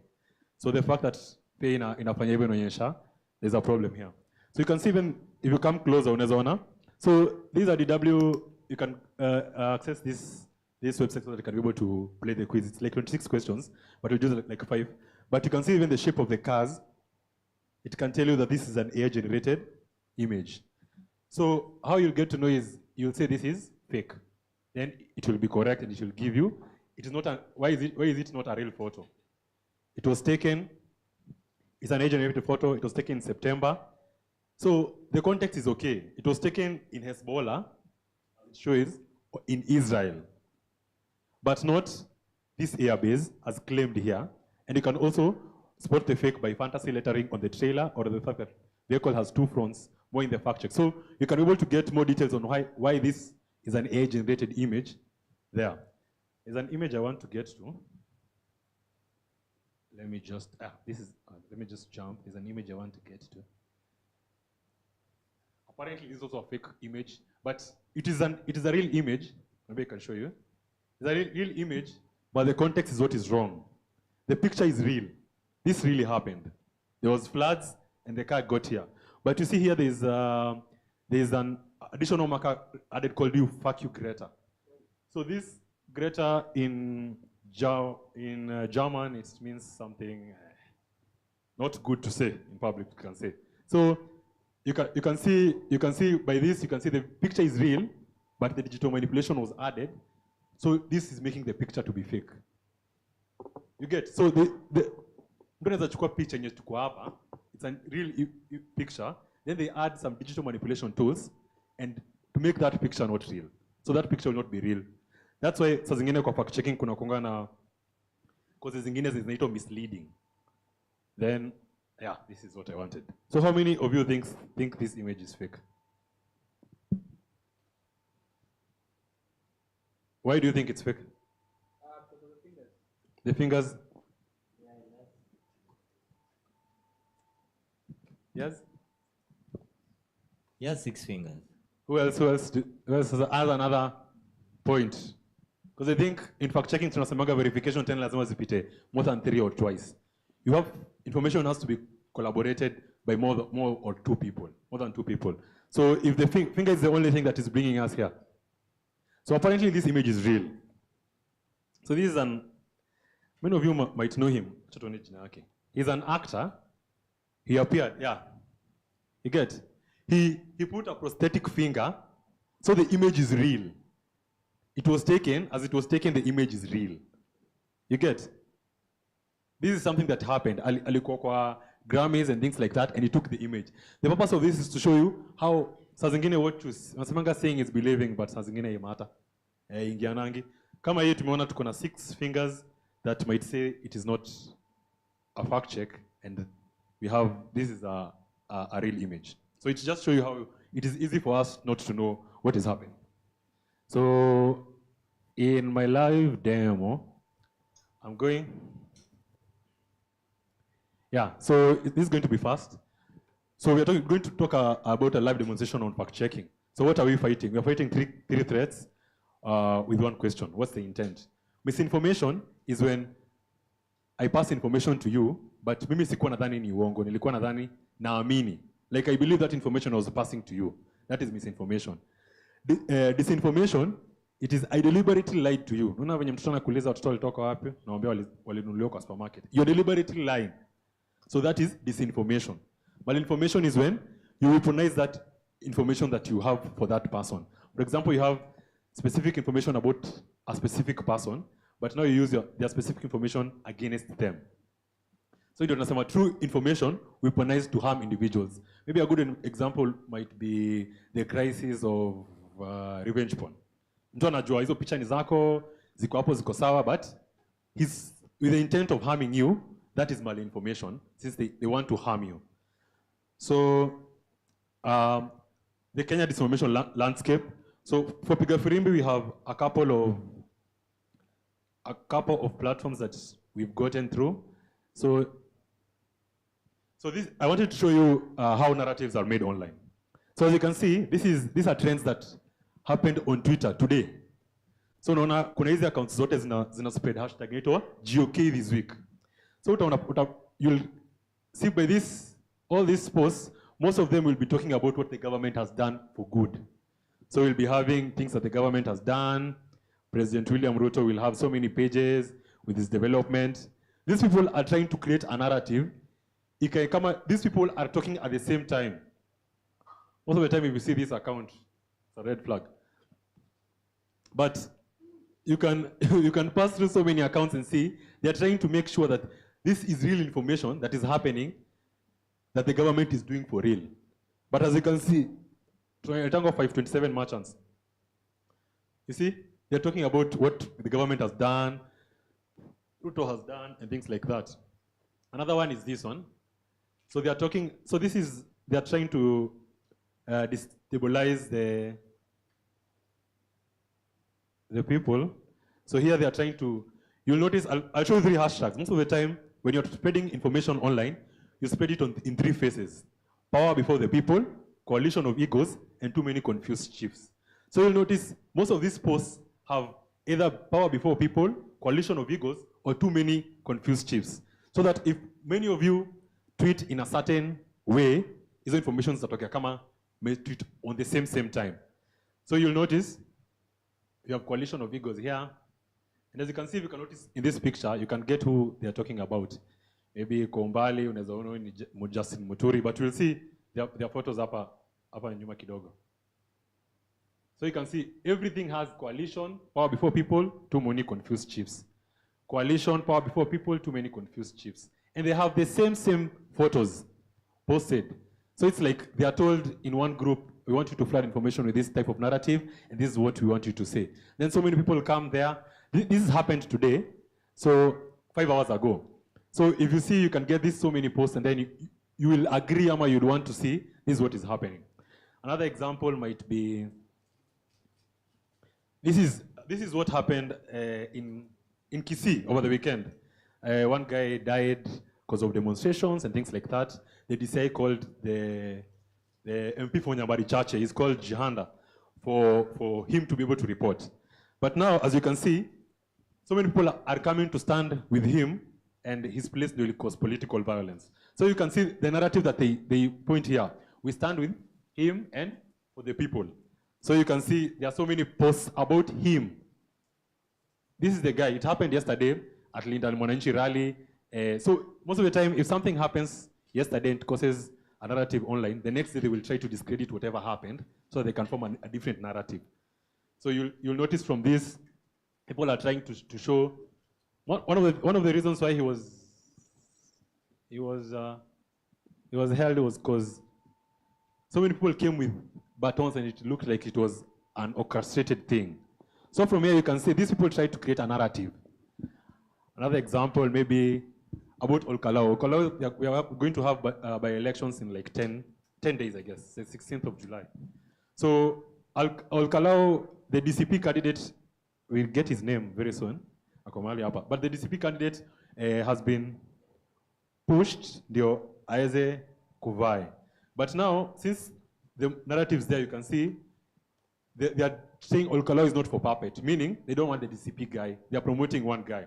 And that guy is a guy here. Oh, sorry. Maybe I'll get to him. There's a guy. Let us look. Candidates for Olkalao. So it is a battle against 2 guys. There's a DCP candidate, and there's a DCP candidate, and there's an UDA candidate. So you found that the people of DCP wanted to, he's called Ngovo. So even if you type pata wewe sayuto, search Ngovo on Twitter, there's a campaign against him, and then they're discrediting him ndio akisema Olkalao is not for puppets, saying that the DCP is going to create a puppet for Olkalao, then the MP will take there, then Jigashago is the person who will be able to control the narratives from there. So from these presentations, you can see that a lot happens. Also, there's a good claim that Nancy mentioned. So Denis Itumbi posted this photo of President Ruto at the G7 summit. Apparently, most of these photos were made up. Photos of this and this were made up. So this is an AI-generated image. So this event really happened. I think kila mtu anajua Ruto alikuwa G7, but the photos that Itumbi is showing that he was at G7 really don't make it. So if you can read this thread, I'm also urging you to follow us on Piga Firimbi for more fact checks. But if you can read this thread, then Itumbi will share who he is, then the red flags. You can see this and this. The most glaring sign of manipulation is the President of the European Commission appearing twice in the same photo. The photograph you cannot take a photograph like this, alafu huyu appear hapa na appear hapa. So that's a good red flag. You can see it's an AI-generated photo. You can see this, Trudeau ali resign as PM, but he's still on the photo. Ni kama it happened when Ruto was there, and Ruto was there juicy. So this is type of the narrative. So people can tap into true narratives to be able to create whatever is true or false. So even taking here the information landscape, we can see that we did a SHA campaign, a campaign which I'm going to show you just right now. It's about the manufactured outrage. SHA created an image called the 50 billion ripoff. Then after that,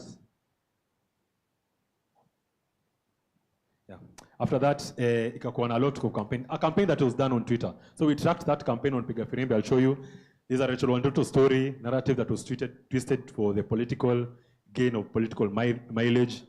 We have the Gezi campaign. There was a campaign on 2024 when watu walikuwa naenda maandamano. They created so many placards for people who are in LGBTQ, kuonyesha ati the people who are protesting not against the government but the agenda.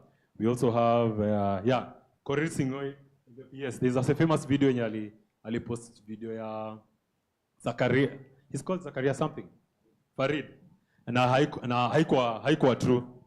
So I'm going to take you how to verify. So verifying has basics, you can say. Google reverse image, T9 na Invid.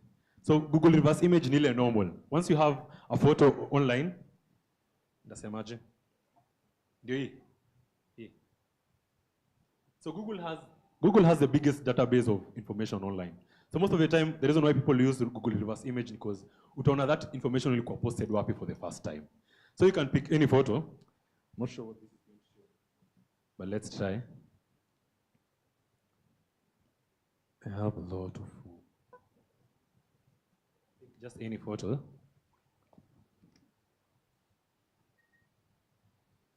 Then it will upload. Interesting.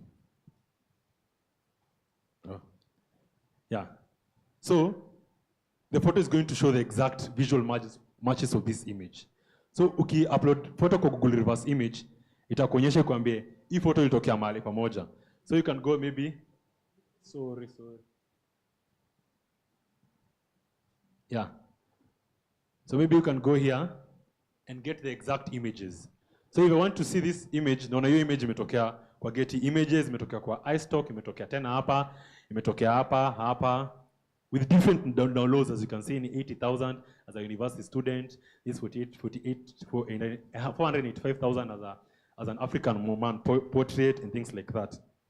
So this is the first step for you. If you get a picture online, unataka kuona kama hiyo picture ni true, you first upload. Most of the time you either screenshot it, una-upload, or you can also paste a link.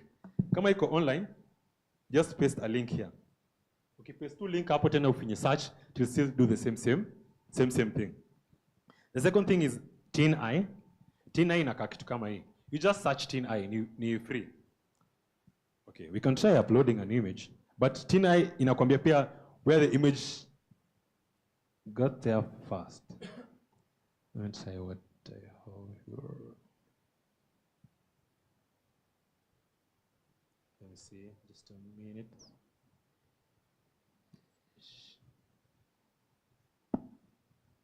I have a lot of data, man. Sorry, but you just know, the purpose of this is to show the camera reverse image. So you just paste and upload. You can paste and drag, and also upload an image. So you upload that image over here. That image is searched over 85 billion images. Itakwambia where it appeared first online. And most of the time, you're also asked, am I near standard practicing procedure? When you're fact checking, you can use the Google Lens and also use the Tin Eye. You don't use just one tool to verify if the picture is true or not. The other tool you can use is InVid. InVid you have to download as an extension though, but inakusaidia video analysis. For example, you have a video in ni 5 minutes or something, and you want to break it into different frames so that you can fact check each and every frame. For example, video ni, maybe social media unajonga, frame ni ka frame per second. So ni kitu ndogo ndogo unataka kukatakata hiyo video iko ndogo ndogo so that you can fact check a specific place for that place. So you come here and do the video analysis. So unakujenga hapa kwa video. Sorry, I have to log in first. So, yeah, it'll take a lot of time. But unakuja hapa kwa YouTube link. If there is a video, take some time though. But if there is a video, you can just pick any video. Then I can show you. Don't mind my page. Let's try this.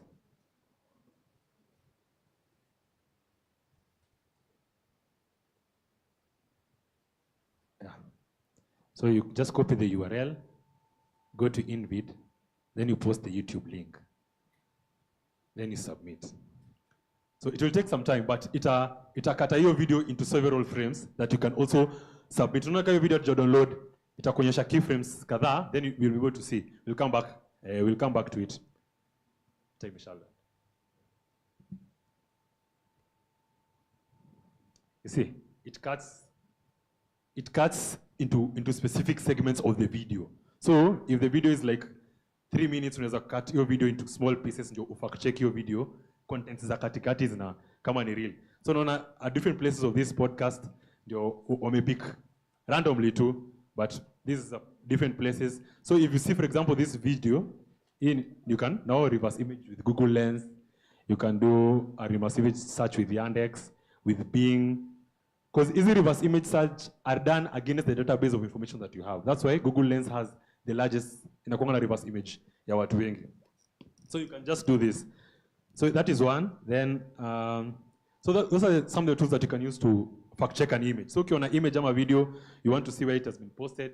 A good place to start from can be those places. Then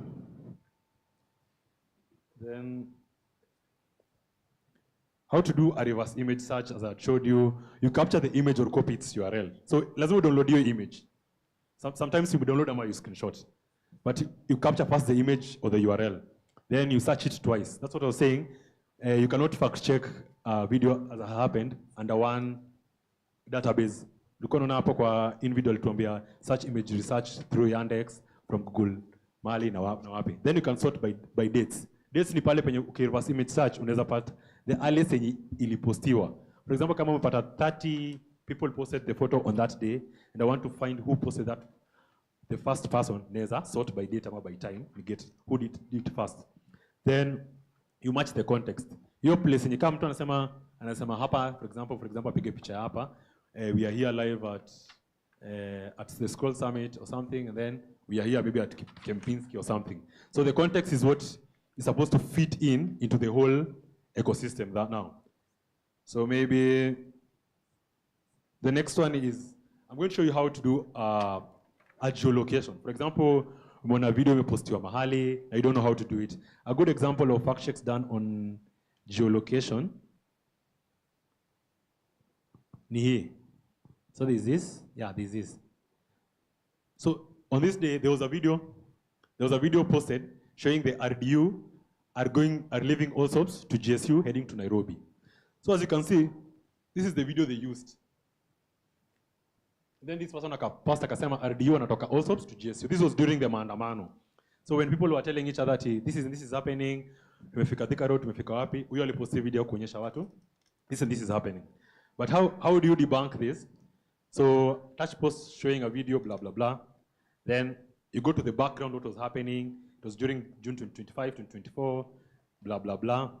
So a Google reverse image of the same video shows it is unrelated to 2025 post. So this is the post.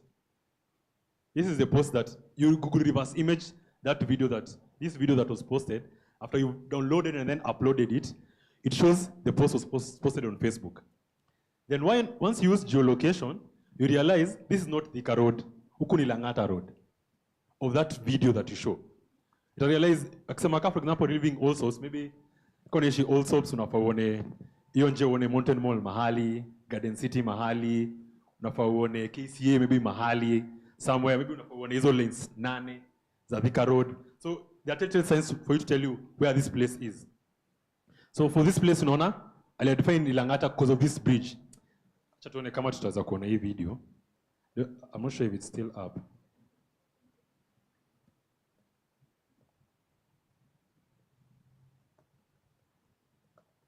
Yeah, I don't think it's up. But yeah, so ukona ni Lang'ata. Then on the same video, waka notice not because ni Lang'ata because of the Lang'ata Road, but also because of Uhuru Gardens. Amona ini Lang'ata njia, but no Uhuru Gardens on the left. So you must have more than 2 or 3 things confirming the same thing for it to like collaborate the information that you want to bring. So akaona these structures ziko inside Uhuru Gardens. I wish you could have seen this video. Then akiangalia the opposite side, anotice kwenye hii video iko. You get? So noticing it's from Lang'ata, so mwenye alipost hii video akisema watu wanatoka from Allsops to Thika, this is wrong. Ndio tutasema a verdict itakuwa claims that the video showing the RDU officers leaving Allsops camp heading to Nairobi CBD during the protest are false. Now this is how you've used OpenStreetMap geolocation to find out kama hii information will happen in the same place. And this is one of them. So, kwa hii, okay. Yeah, kwa hii, mimi nilikuwa najaribu kutafuta KCA, but you can do it with you guys. So, mnataka tuone wapi, for example, the imagery, and we can go still, or the imagery, from which place, tunaenda hapo Lang'ata kwenye tulikuwa tunasema. You type here Uhuru Gardens. These are, it's free, you just search Google Earth, alafu unafinya Google Earth, unapata hii stuff yote. So una search Uhuru Gardens at Lang'ata Road. Kishafika Lang'ata Road,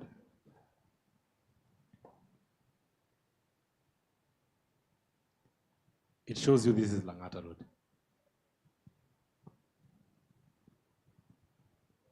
Yeah.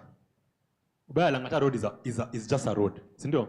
Yeah. Nazaonyesha kwa Google nini hapa kwanza. It can also show you historical data. For example, msee alisema this stuff happened in 1997 ama tuseme 2010 tuseme. That a video that happened in 2010, and maybe you are not there ama you cannot verify if this video happened in 2010. So using historical imagery, unaweza ona wenyewe place ilikuwa inakaa 2010. So hapa kwa 2020, naweza songa mbele. Sorry. Hadi 2026 kwanza.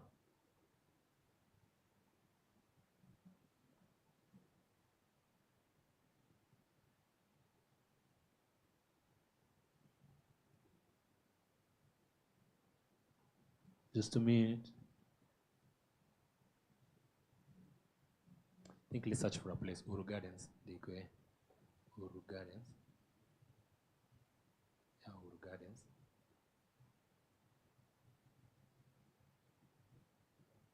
Yes. So you see, you can be able to locate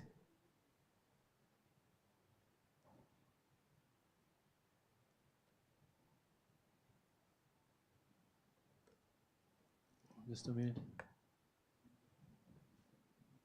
I'm going to take kuja 2026, but you can locate what is happening here around this time. So unaona change hiyo barabara. In February, barabara ilikuwa inakaa hivi 2023 January. You can go back to September 19, 2022. You can go back to August 2021. You can go back to October 2020. So if something is told it happened at a specific amount of time, unaweza tumia Google Earth kuona kama hiyo place ilikuwa inafanya hivyo. And now you can do it by identifying buildings and things. And that's what nilikuwa nimeweka hapa. So in geolocation, you read the clues. You either identify the buildings, which are the landmarks, you identify the sun and the shadows, which is the weather, the language, shops, and vehicles that are there. And then you can also identify the plants hinting at the region. For example, kama kwa hiyo Lang'ata kulikuwa na ile flyover yenye iko hapo juu. That's a very distinct flyover that inaonekana. Then cross-check the claimed date. The claimed date tunaweza fanya through, hapa ameonyesha Google Earth. But now you have to look at specific something that you're looking at. For example, it happened over here. Unaweza zoom in for you to see specifically if a certain building is there. You can zoom in. And also, kama kuna kitu specific unatafuta, unataka kuona distance and everything, you can even measure the distance using this measure tool. You measure distance from here to maybe here. Itakwambia, how long is this, and if that makes sense to you. So there are some questions that wewe unajiuliza wewe unatafuta kwa hiyo information unatafuta. So it is a matter of you trying to see that information, querying it here, uone kama utaipata. Another tool that you can also use is OpenStreetView. Inakaa kitu kama hii. This one I was trying to track nikifanya from Juja to nini, but mostly ni ya kuonyesha shops na buildings. Same procedure ya kuonyesha geolocation. Geolocation helps you to track whatever is happening around, kama unaweza pata the exact information without you being there physically. So you can use OpenStreetMap na Google Earth Pro to determine where a post was posted. So, yeah. So, how we detect AI? We talked about AI a little bit. So, spotting the fakes. So, video lip fake, as she had said, lip syncs as ngine hazimatch. Mtu anasema blah blah blah, lakini kenye inaonekana kama nini hazimatch. There's unnatural or absent blinking. Shona mse ana blink hivi na haongei. Like, you can just tell this video is AI generated or something. Then the mismatched face and versus background lighting. Unapatanga? Most of the time, the face is there, and then the background lighting is not working. Like, hazimatch kenye unaona hapa na kenye unaona nyuma, hazimatch. For the videos, I think the same. Unapata mse skin texture yake ni so perfect. The audios unapata mse kenye anaongea na kenye ana mispronounce has pronounced the same. You don't talk like a human. I think I can play 2 or 3, but you don't talk as a human. Then you see, as a normal person, ukiongea unafaa kuwa na moments of breathing. So analysis of breathing sounds, you can tell that this umse ame bulldoze the conversation hadi mwisho. Then these are some of the tools that you can use. Take a photo of something, Google image, research search, TinEye, a date, invit ya frames and nini, photo forensics ya kuona kama picha imekuwa detected, ya Geo Earth kuna Google Earth, OpenStreet, ini ya kuonyesha kama hiyo siku kuliwaka jua ama kuwaka jua. We are saying about the weather. For example, mtu anasema hiyo siku Lang'ata RDU polisi walifanya hivyo. Wewe unaweza angalia hiyo siku kama kuliwaka jua ama kulinyesha hiyo siku. Na hiyo video inaonyesha kukiwa na jua, inamaanisha hiyo video ikushutia hiyo siku. You get? So that is how maybe you can get Wayback Machine. When you delete pages, you can still get them over there. Places that you can get for the fact-checking decks. Piga Firimbi, a very good platform. I'll show you. Africa Check, Pesa Check, and Snopes. Yes. And then, maybe the last one I'll show you is the Dennis Itumbi example. Nilikuwa naonyesha yenye alimanipulate. That page, whatever we flagged got 228.9k views before it was flagged. So now the funny thing is he did not even accept that what he posted was wrong. He just took it as if it's real. We also know about the senior official Farid Zakaria photo that was posted. There is a verification mindset. Before you share, you must stop, you investigate. We call it SIFT. You stop, you investigate the source, find a better coverage, and then trace the claim. Investigating the source ni kujua nani alipost stuff, na mbona alipost, na mbona ili happen mtu wa kwanza, and that's why you must find the source and the source and the source.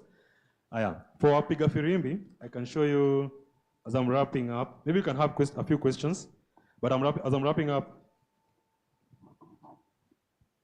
we can show you our platform called Piga Firimbi. We write fact checks over there. This is a distraction for Gizi. Mneza tuona for all the latest fact checks. If you want anything to be fact check. Even you can submit a claim, we'll be right into it and look into it, and then we'll be able to give you an analysis. So these are our desk. So feel free to interact with us. Any questions?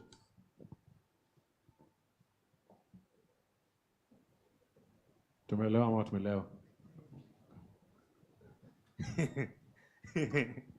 Any questions?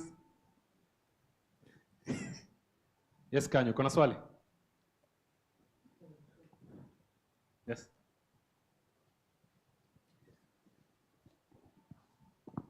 Hello. Yes. Thank you for the presentation. It has been wonderful. Thank you. My name is Ernest, once again, and I wanted to ask this. Now, when it comes to Piga Firimbi, and for a young person who's like, let's say, wants to go into that fact-checking world, like, how are they able to monetize what you do? Like Piga Firimbi, how are you able to monetize as a young person who wants to go there to fact-check AI, information that people share, and probably things that will bring a lot, that will raise a lot. Thank you. As a platform, what I'd say is, as a young person, if you're trying to do it alone, one, you can do it alone as a social media person. Like, you can be able to look at claims we've verified, then verify. One of the things in as kuweka ukiwa poa as a fact checker, then you go to data analysis and something, it's because most of the people will take you as a credible source. You get? So since you'll be able to take other people who are big in some frame, you'll be able to take as a credible source. Maybe opportunities za fact check, because the problem with fact checking, incentivizing fact checking, is because it brings a lot of, ni kama inafanya watu wenye wana spread information wako wengi. It creates a market for spreading misinformation, since kuna create problem ndio kupata solution. Ndio tukue fact checkers wengi, sasa tutaenda hapo sio to flood information via online ndio tuone media fact checking.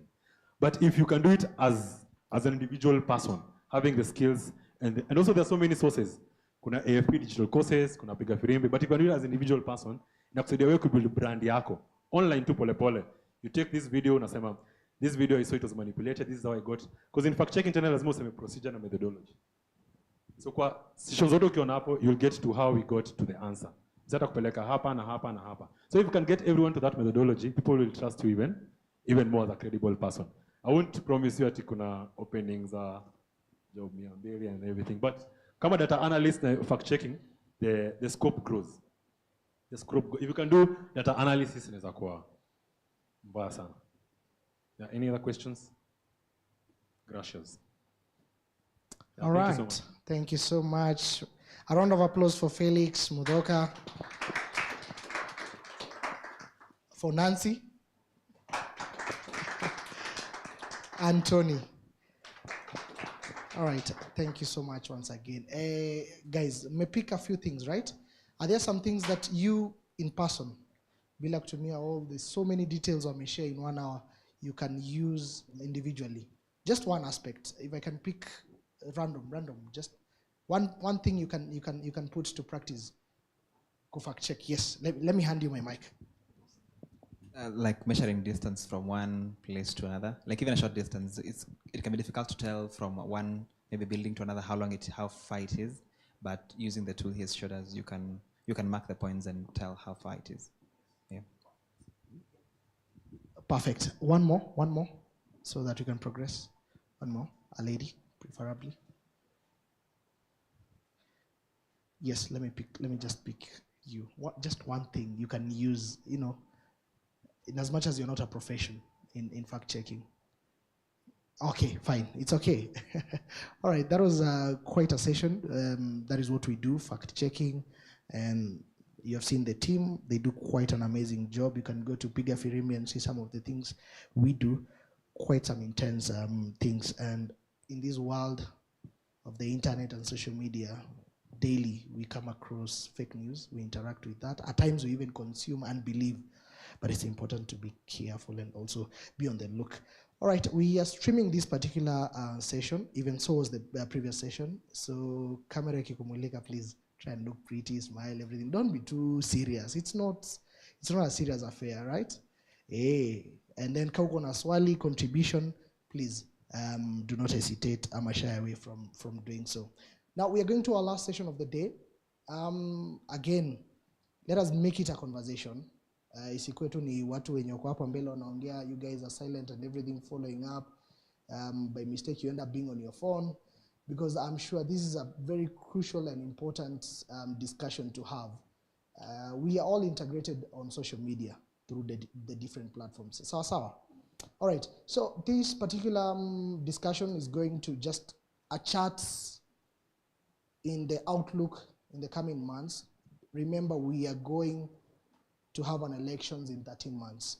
And this is a period where we have a lot of misinformation and disinformation, just as Felix tried to answer that particular, the difference between the two terms.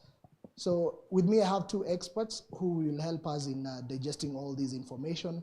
One will be joining us remotely by the name of Alex Njeru. He is a graduate in communication, but right now he's currently working in the world of corporate communication. I don't know, are we good on, are we with Kelvin? Kelvin, are you together with us? Okay, as we continue to set that up. All right, Kelvin, if you can hear us.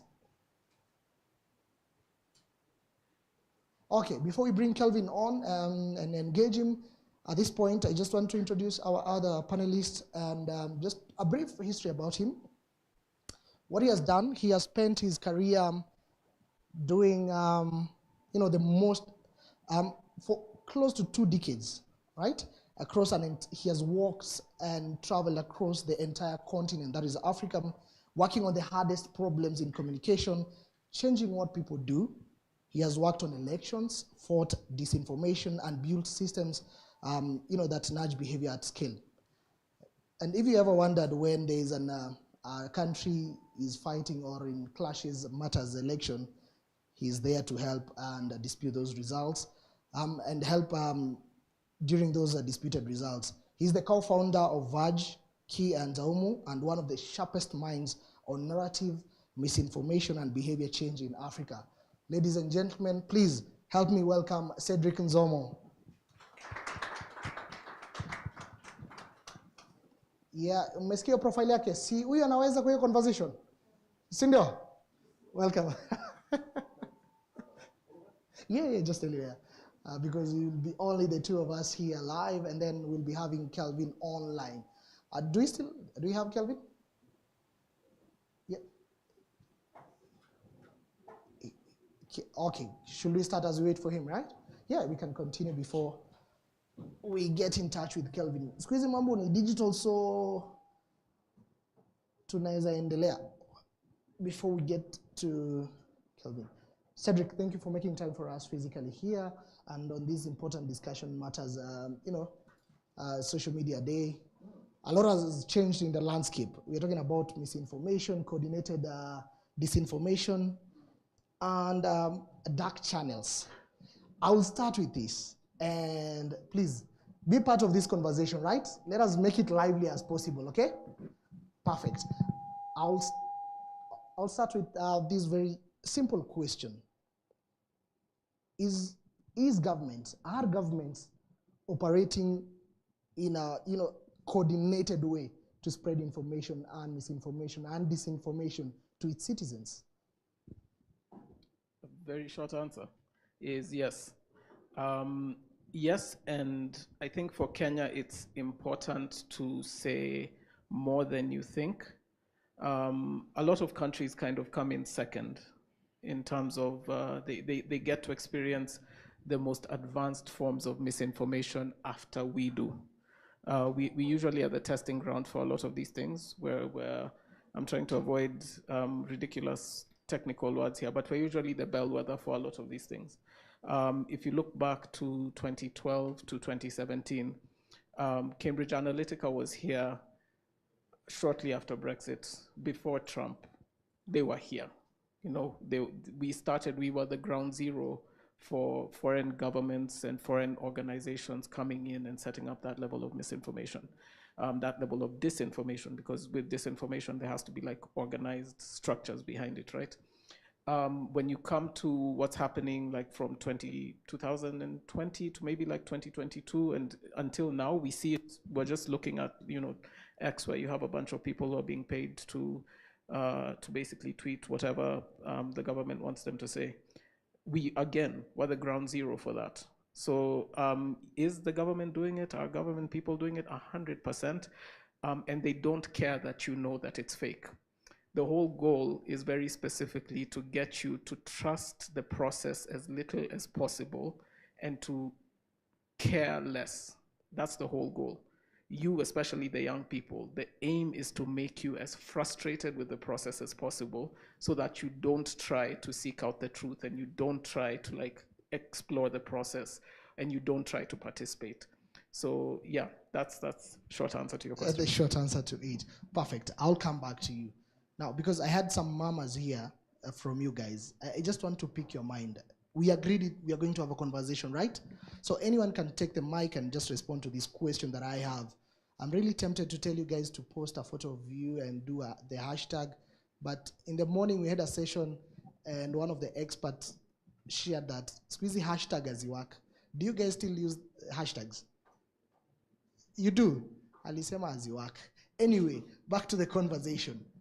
I have a question for you. Do you feel, up to now, between 2022 to 2026, when the Kenya Kwanza government took charge of the country, in one way or the other, you might have bumped into a disinformation being spread by government operatives?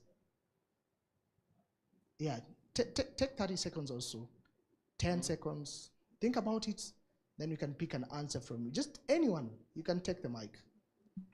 I know Felix did distinguish between misinformation and disinformation, right? Good, perfect. Okay. Anyone who can, just an experience of having consumed the disinformation? Has anyone ever seen GOK delivers? Your words. Those are your words. No, I didn't say anything about it being disinformation. I was just asking an open question if you have seen a specific hashtag. Yeah. Yeah. Anyone? Come on, guys. I want to hear from you. Okay. I'll still come back to you. I'm not giving up on you. I just wanted this session to be interactive. Okay? So I'll still come back to you. Perfect. Now, let us switch gears. So we are 13 months shy from, the general election. What are some of the things we are going to witness from now onwards? I mean, we journalists in the newsrooms, we have a lot of unpacking to do. Yeah. And a lot of disinformation to flag. Yeah. But for Mwananchi's sake, what are some of the things they are to expect? Okay. I'm going to ask a question.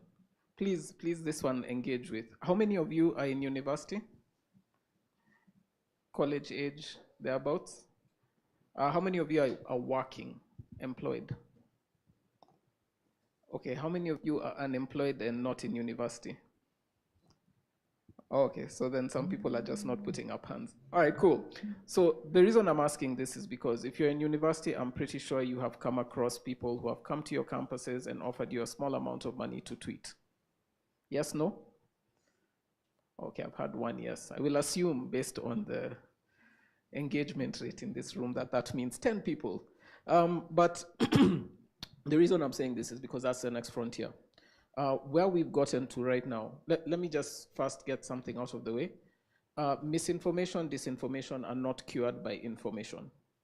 So your job, in terms of putting out info, is not necessarily going to fix the misinformation, disinformation problem, right? There are things that can fix that. One of them is the companies that own the platforms. They could fix it like that if they wanted to. They don't, just so we're clear. But then the second thing that can actually combat it is basically, I want to be careful when I say this, but if information is medicine, we need the vaccine version of that, right? So not debunking, but pre-bunking. What that means is that the people who are in spaces like this, the guys who care enough to show up into places like this, actively start preparing themselves to not just know how to discern between fake and real, but also to stand up for what's real and actively engage with it, right? which is why the engagement thing is really important. In small settings, in big settings, every little thing you do, every snowflake in an avalanche is responsible, right? So it's very important, even in those small settings. If you want misinformation to go away, you have to act for it to go away, right? I don't know if you guys remember the We Are All Kikuyus. Remember that one? I'm going to keep asking questions until I get more and more noises. Does anyone here have a name? Oh, okay, so just 3 people. Anyway, the point being is that We Are All Kikuyus did something that the government was trying, let me not say the government, certain people were trying to fight, which was it brought people together when people are trying to divide people. Yeah. And that becomes really important because when you see something like some of the images were shown here and you're being told, oh, this group is doing this or that group is doing this, be very mindful of any tweets or any content that you see between now and elections that makes you feel like one person is attacking one group, because nobody attacks a group, like in general. No one is going out and saying, I hate all of these types of people. Or coordinating a single person attack against a whole group. When you see something like that, it's usually to create division. So what you're going to start seeing a lot more is that division being created across lines, where some of it might not even seem malicious. Yeah, some of it might not even sound that malicious. But when you hear something like, oh, you know, Shiko His Styles had to close down her place because Somalis were trying to chase out of there, that creates division. And you have to ask yourself who benefits from that division. Because that's a very real thing that's going to happen, where certain sectors of the country that would vote differently are going to be alienated. And then they're going to be antagonized, and then they're going to be radicalized. And then once they're radicalized, the rest of you will follow. And it very slowly happens like that. I'm not saying this hypothetically. Just as you mentioned, I have worked on elections. So just for context, what Cambridge Analytica was doing, my company was doing the opposite. So we were very actively monitoring conversation and trying to fight misinformation in real time during the 2017 elections. 2017, so 10 years ago. And during that time, we had to create over, I want to say over 200 videos in the span of maybe 2 weeks, just to combat the amount of misinformation back then. To think about what is coming up next, I think you have to be aware of the volume that we're going to be dealing with. Okay. Yeah. We will talk about the volume. But yes. Let me engage them again. Of course. By fire, by force. But this is a poll, okay? Yeah. This is a poll, okay? Just by a show of hand, okay? So every morning when you wake up, which is the first social media platform that you do click to get news or a source of news? So I'll start by Facebook. How many? Facebook? 0%. Guy, I am alone. Okay, Instagram? Instagram, 50%. Twitter, X. I still call it Twitter. Oh my. It's Twitter. It's Twitter, not X. That's around, give it a 30, 40%. Yeah. TikTok. TikTok, let's say 20%. Which other platform? Which one?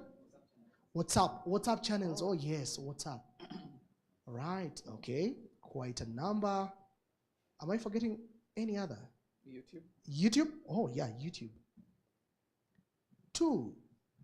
Whereas the survey by Media Council say YouTube is leading as a source of news for young people.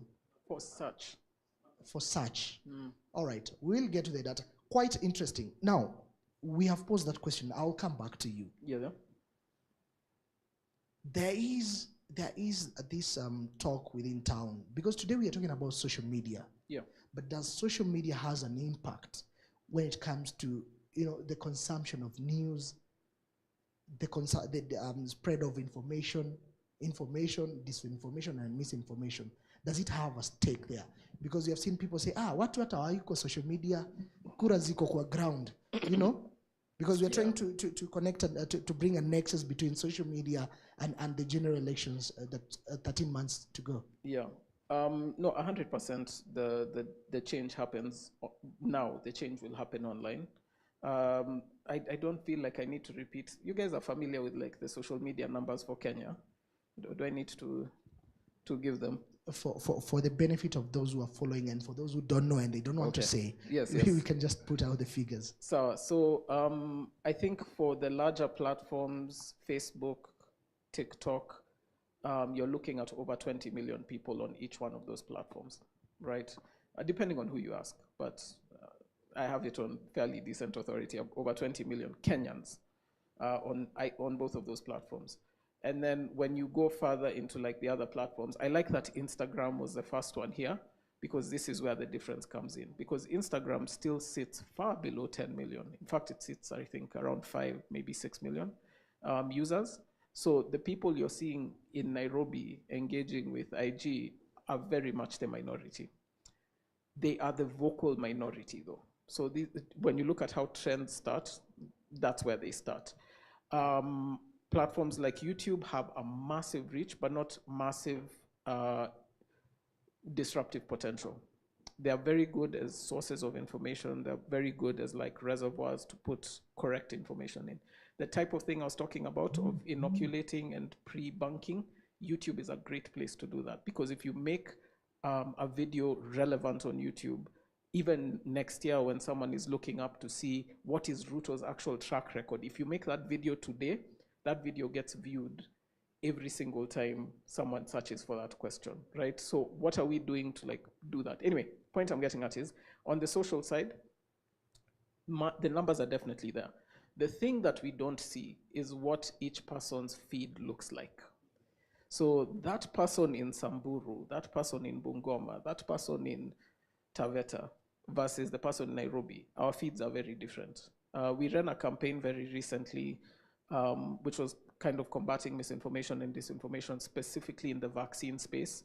And we had influencers in all 47 counties. So we had people who we had selected in each of the counties to run this campaign or to participate in this campaign. And the whole goal was just to inform people, this is the correct information, this is what the fake information looks like, and to understand what drives change. And yes, there are some insights that carried across, but then there are a lot of places where you realize the way you talk to people in Meru is not how you talk to people in, Kwale. The way you talk to people in Marsabit is not the same way you talk to people in, some other place. Like, you have to be able to understand each one of these places are very fragmented. And that, I think, is where the divide comes in, because once you have that divide, then social media as a unit is not where the votes happen. But if you take the time, so if the people who go around doing voter education really wanted to have impact, come talk to the people who know how to break that impact up in places where it matters, because 100% it matters outside. You just need to know to speak to them online outside. It's not the same way we do here. Yeah. All right. I'm just curious. I want to pick your mind on this particular issue, because you have mentioned about, talk to the people. Mm-hmm. They help you to break these things because they know. You have talked about a campaign you ran, and you went to the 47 counties but invited people. Then it begs the question, as we mark this day and the steps that we have taken as a country, one of the highest country with the penetration of internet, then what would be the role of social media when it comes to the 2027 general polls? Look, 2008, we saw Barack Obama. This is a repetition in our earlier session. Facebook played a major role in him being his journey to the White House. 2013, Uhuru Kenyatta and William Ruto, through Dennis Itumbi and team, used Facebook again to go to State House. 2027, what is the outlook? 2027 is going to be the battle between, 2027 will be a very interesting campaign, because what you're going to realize is it's not going to be this candidate campaigning against this candidate online. It will be this candidate campaigning against the people online. I'm just going to repeat that again. It won't be inter-candidate, it will be candidate one versus the people. And that part is extremely important, because if you think through what has happened very recently, you've already seen all the signs. Yeah, when they wanted Mandamano not to happen, they didn't make it about policies. It became about these people are not doing Mandamano for the right reason. they're doing it for the wrong reason. It becomes about fighting the people amongst themselves and then causing factions to form in there, right? So the role it's going to play, I feel, is... Oh, sorry. We're getting some feedback. Yeah, All right, good. We can continue. It's okay. Yeah, so the role it's going to play, I think, is one, creating division. So as a tool to divide people, it's a very powerful tool. But then the second thing that you're going to see, which is a part that they want to downplay as much as possible, is individuals realizing the power of their voices. We saw it once before. We saw it in 2024. Yeah, the first person to tweet anything related to Maandamano, the first tweet to go viral came from someone who had 200 followers. 200 followers. And that guy said, Occupy Parliament, reject finance bill. One person, that many followers. And just because the message resonated, it went that far. When I tell you the importance of engaging, this is what that importance is. One person, 200 followers, and 10 days later, the whole country shut down. The sooner we start engaging with the power that we have as individuals, because keep in mind, people pay for that power. All these tweets that were being shown here of people repeating them, they're paying for that. The guys who are being paid between, depending on how well you negotiate. Let me not say how much they're being paid. I feel like you're going to go and look at your friends differently after this. But it depends on how you approach it. There are people who are being paid for it. And if someone is being paid, it means it has value. And if it has value and we are not using it, then we are the ones who are literally denying ourselves our ability to make change in this country. If we wanted to, if we, the young people, I'm not young anymore. I have white hair. I'm in the wrong decade. But for everybody who's half my age, yeah, a good indication of where I am. For you people in your 20s, if you wanted to make change, if you wanted this country to stop today, you can do it on TikTok without anyone's permission. That is power that no one has ever had. And that is power they know you have. I say they, you know who they are. There are people who do not like us to count their terms in less than 2. So when you think about what is the role it plays, I think the role becomes the power of the people versus the people in power. That's where the war happens. So if we decide as people to coordinate, to organize, to galvanize, to put our voices where they matter, 2027 is going to be a walk in the park. A walk in the park. But there are some worries. Like, yeah. From what Felix and team have shown us, and what Pigafiribi does on Africa Uncensored, debunking fake things. But you have said information is not a cure to disinformation and misinformation. No. And then, look, our people, being factual as we can be, and them being the way they are, we have seen things like, apart from misinformation and disinformation, we've seen deep fakes, clones. Actually, the founder of Africa Uncensored, co-founder of Africa Uncensored Journal at NAMU, some few months ago, there was a trending video of him reporting on something, which was it was a deep fake. But our people, is our society ready to counter these things and, point them out? Hey, hii ni AI, hii ni misinformation, hii ni disinformation. Usi Ruto anaongea, usi Gachagua anaongea. Are our people ready back in the village, up in our rural homes? So not yes and no.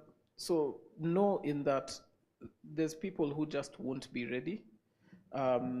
Anytime these things happen, they won't be ready. I was really interested, and I didn't vote during that time. Next year I will vote, though.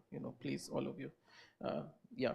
But when you are asking, I can't remember the previous session, when they were asking people who can differentiate between real and fake. I found that really interesting because the data online shows something completely different. As of this year, I think it is between 52 and 55% of people cannot differentiate AI video from real video. 52 to 55%. So we already know the majority is gone there, right? The thing about that is that, yes, it is a scary number. When I say some people will just not be ready, if that's how videos are today, you can imagine how they'll be next year. You guys have seen the Will Smith eating spaghetti video. Yeah, you saw it 2 years ago when it looked like his life was just ending, versus this year when they did the same test, and in that test, 53% of people were unable to tell which was the real Will Smith versus the fake one, right? What's next year looking like? If we've gotten this far in that short amount of time, what's next year looking like? And then also keep in mind, what is next year looking like for people who have a budget? Because they have a budget. They're going to spend the most they can. To your question, will people be able to differentiate from deepfakes? I don't think so. But can people navigate around fake news? 100%.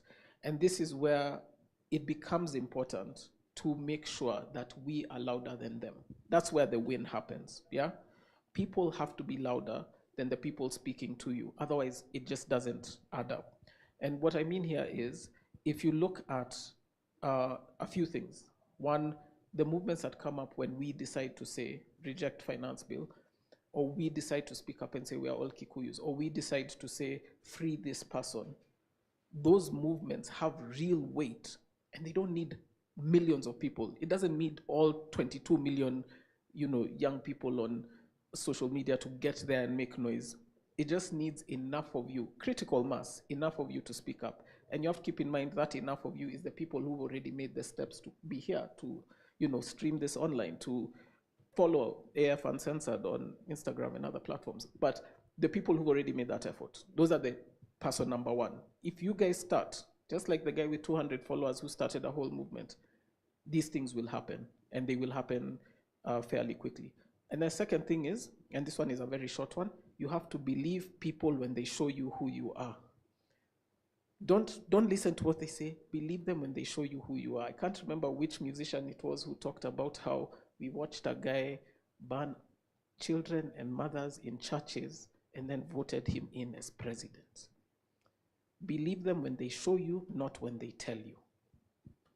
I hear you. That's Cedric. And now, ladies and gentlemen, we have Kelvin Jeru on the line. Kelvin, where are you joining us from? And just to pick up the conversation from what Cedric has said, you are in the corporate communication, right? And you're a graduate. You're a graduate in communication. You are being accused of misusing, deep fakes and also AI-generated images. You're also a professional in the graphic designing. What say you in relation to this conversation?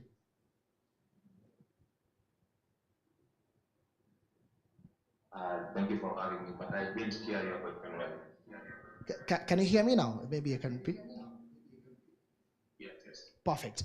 My question to you will be, welcome to the conversation. Where are you joining us from? And for a start, picking cue from where Cedric has left the conversation, is there some quarters are accusing the corporate entities of misusing AI-generated images when it comes to communication, and also using deepfake. What say you in relation to this conversation that we are having? For me, with my small experience when it comes to the corporate world, we usually try and utilize all the tools that we can so that we can be able to pass our message on towards the public. As for us, we usually try to educate even people using like our social media handles and everything of the sort, so that there can't be any misinformation. Yeah, I hear you. You sound diplomatic, really, and you are dodging my question. But at some point, as a corporate entity, do you bump into other social media users who are using your corporate entity to spread alarming information or wrong information deliberately? And how do you go about this? Yeah, in the corporate world, you usually have to deal with the said stuff that you've said, because not everybody usually wants good intentions for you, even for any company. So they usually try anyway. Let's say like they had a bad experience with us. They'll try with everything that they have so that they can show that us, we are the bad people, yet actually only trying to provide services to the public. All right, and this is a question that I'll pose to both you and also to Cedric, but I'll start with you, Kelvin. We are talking about numbers, figures, and demographic, and here in the room we are having an audience that a larger percentage are on Instagram, and I thought watu wa Facebook tuko wengi, but unfortunately that's not the case. Then which is the most appropriate social media platform that works for you and you believe it will continue serving the purpose when it comes to communication and spreading information from your entity or corporate wise, where you're making it safe, as you have just pointed out? I cannot say that I have a preference when it comes to any social media because we use all of them. Like you said, you are from the generation where they used Facebook. So if you want to get people of your age group, you usually have to go through Facebook. And then there are the people who prefer Instagram, there are others who prefer Twitter, there are others who prefer maybe TikTok and all the such. So for me, I cannot say I'm biased concerning any social media because for me, I need all of them. All right, you're just stating my age without saying it, but it's okay. By saying the generation I come from, it's okay. I'll come back to you. Just stay on the line. All right, coming back to you, Cedric. If you could just follow up on that conversation and relate it to the coming elections. What are some of the social media platforms that will see an intense use? A lot of information being pumped on that particular social media platform. We have a number of them. Yeah. So I can already tell you we have a decent idea because of recent activity. TikTok is going to be leading in terms of where fake content is created, in terms of where misinformation is created. TikTok as a point of origination is huge. I can't remember who it was who said they start their day with WhatsApp channels. How many of those channels just share videos that were downloaded from TikTok? Oh, okay, I'm judging by the nods that we're agreeing there. So TikTok is an originator for information, and people have already figured that out. So there's a lot of misinformation that already starts there. Facebook is big, not just for your generation, but also, and this is something to keep in mind. We in Nairobi have this thing of saying for their generation. You have to keep in mind Facebook is 20 million plus people in Kenya. And the reason why that matters is you have to ask where those 20 million people are and why they are there. The reason it's such a big thing is because Facebook has a free version.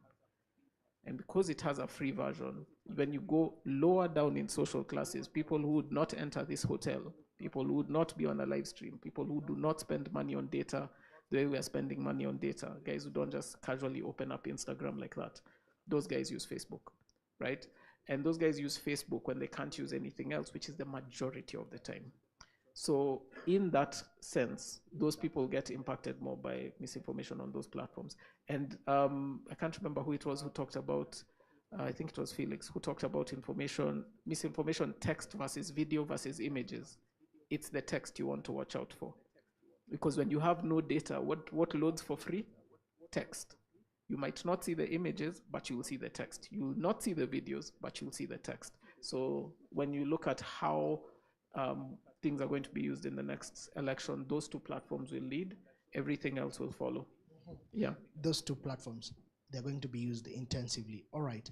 Now, could we switch gears here and talk about dark channels? Right? And by dark channels, I know right now, data from Media Council of Kenya, the survey on the state of the media 2024, which was released this year, shows that 62% of Kenyans get news through WhatsApp channels. But now in the dark channels, I know you know them, and I know them, and we know them. A good example is Telegram, right? Maybe what are some of the pros and cons of these dark channels where we'll have anonymous names there operating there, a lot of misinformation and disinformation, fake news there. How are things going to look like when we talk about dark channels? I want to answer this in a way that doesn't get me put in a diplomatically, it's okay. or a Subaru later today. Okay, so dark channels are very, very useful if you do the right thing for organizing in quiet ways. You see how I just said, I hope I don't get put in a Subaru later. I hope so too. That doesn't happen on Signal. Because on Signal, the things that you can do, you can organize and you can talk freely and you can plan and you can coordinate without having to worry about what does this mean.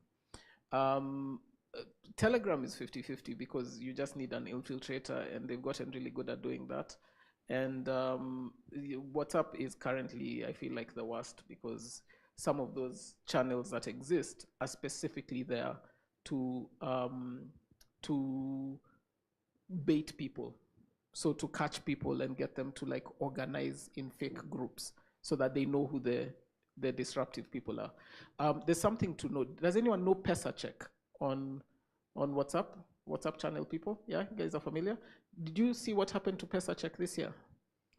So in January of this year, Meta decided that they are no longer paying third-party verification. You guys know that story. I don't know the details of it, but essentially, Meta decided that they're not going to be paying people to do third-party verification of information on their platforms. And then they introduced community notes, which we were talking about earlier. The reason why that's important is channels like PesaCheck used to get over 40% of their funding from Meta. So when that funding disappears, all of a sudden the people who are giving you correct information are crippled. And just keep in mind when this is happening. This is happening a year before elections, suspiciously. Almost as if, anyway. So dark channels have the benefit of people being able to organize in smaller and better ways, right? So yes, there's a negative side where people do use them for nefarious things, but there's a very positive side because I'm in groups with young people. Actually, well, maybe not me. There are people who are in groups with young people and they're organizing in very intelligent ways on how to do certain things, right?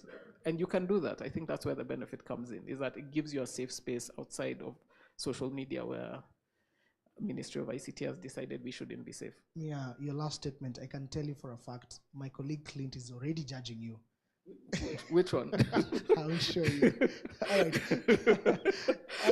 Kelvin, if you're still on the line, I mean, I just want to pick your mind as an expert, not as a representative of the entity that you are working for. So if you're comfortable, maybe you can speak into the same issue. Are there benefits for the people when it comes to social media consumption in using these dark channels that we know are they're in existence? A good example is let me say Telegram or even on Signal. All right, are there benefits and what is the harm of making use of these dark channels?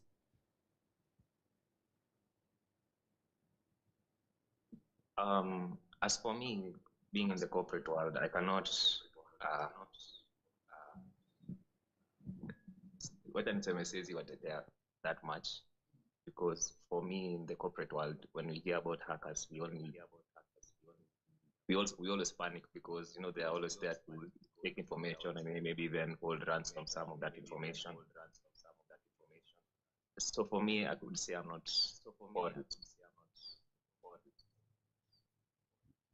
We can't clearly hear what you're saying, but well, as we work on that, maybe I can just come back to you.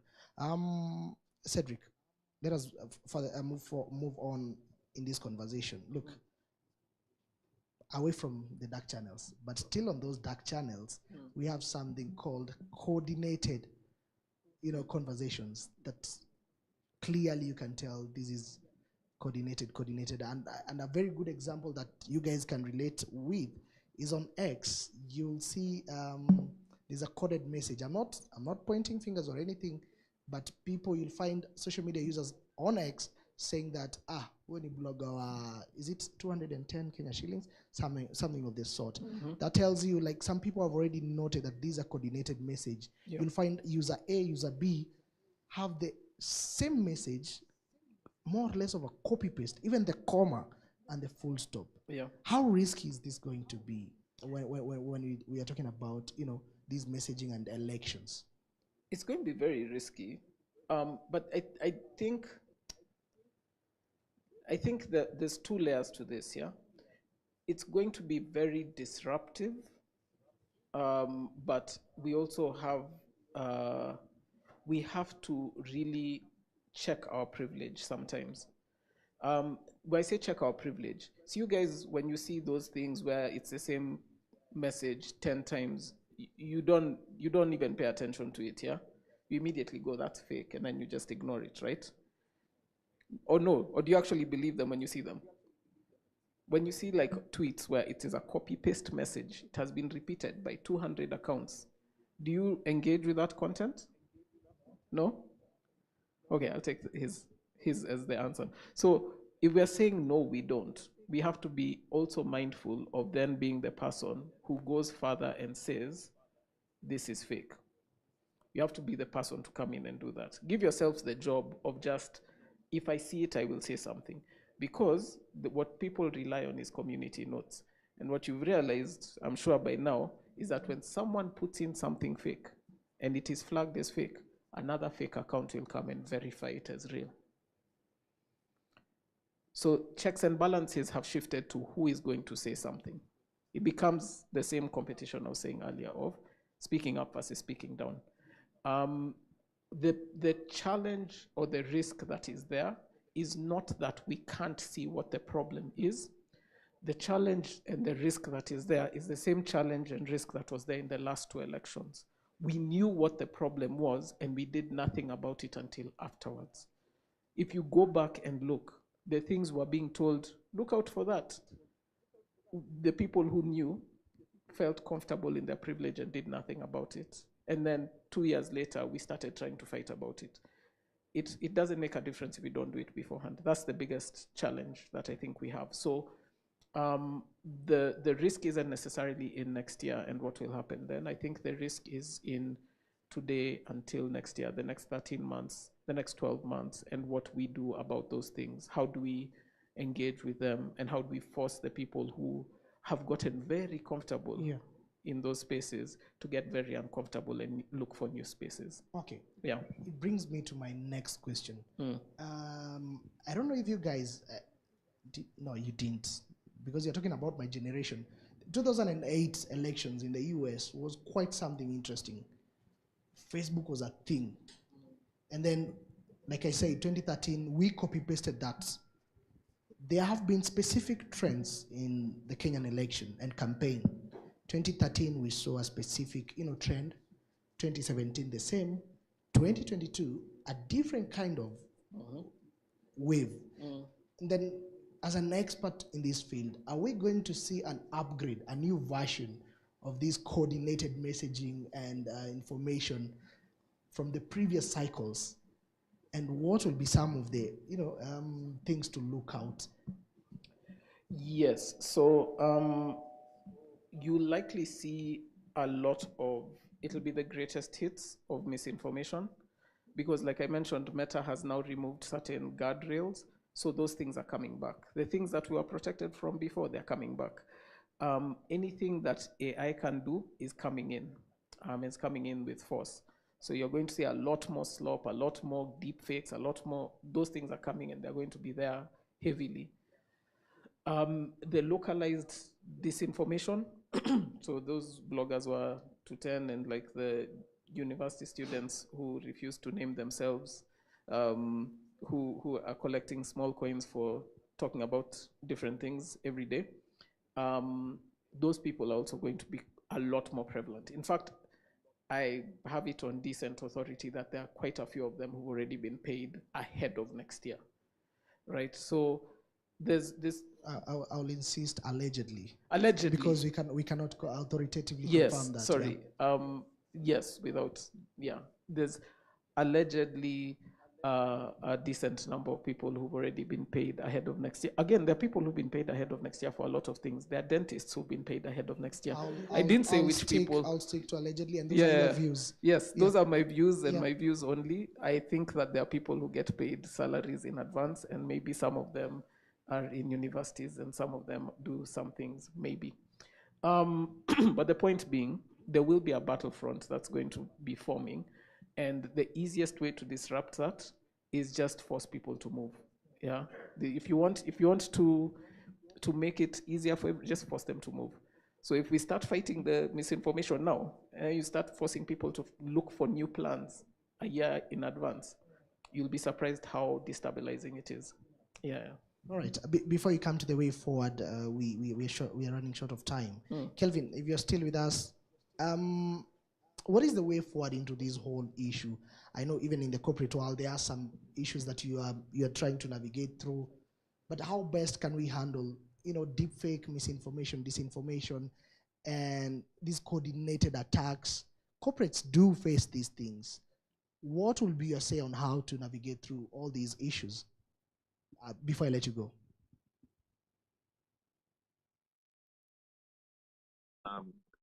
May you please repeat the question, man?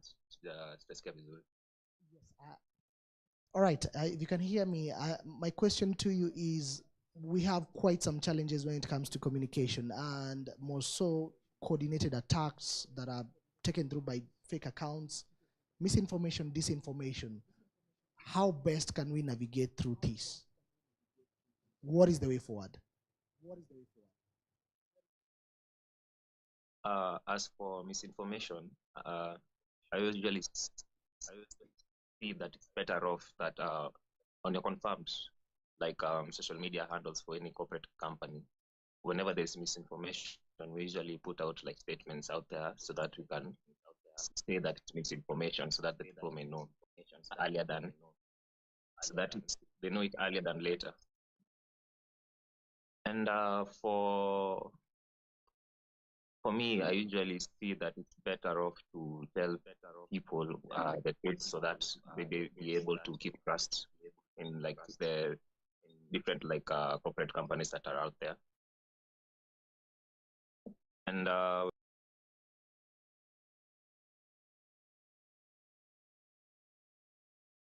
usually target either corporate so that they can either attain money from them, either through ransom. But it's usually something that we usually have to be prepared for. So for any corporate company, they must invest in their IT department for security, for cyber security, and always be at the front line of these hacks so that they can be able to get them before they do much damage to the company. All right, that's it. Okay, perfect. Thank you so much for making time for us and being part of the conversation. I'll let you go. That is Kelvin Jeru. He's in the corporate world. The very reason as to why he's very safe and trying to lean on a safer side. But anyway, it's okay. Thank you so much again. Your closing remarks, and I also want to hear this from you, and also to the benefit of the viewer and also the live audience that we do have here.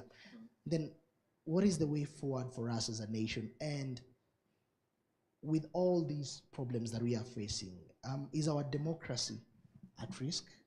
Are we under threat? We've always been under threat. I think there's two sides to this. We can focus on the problem, which tends to be, I think, how we try to find solutions.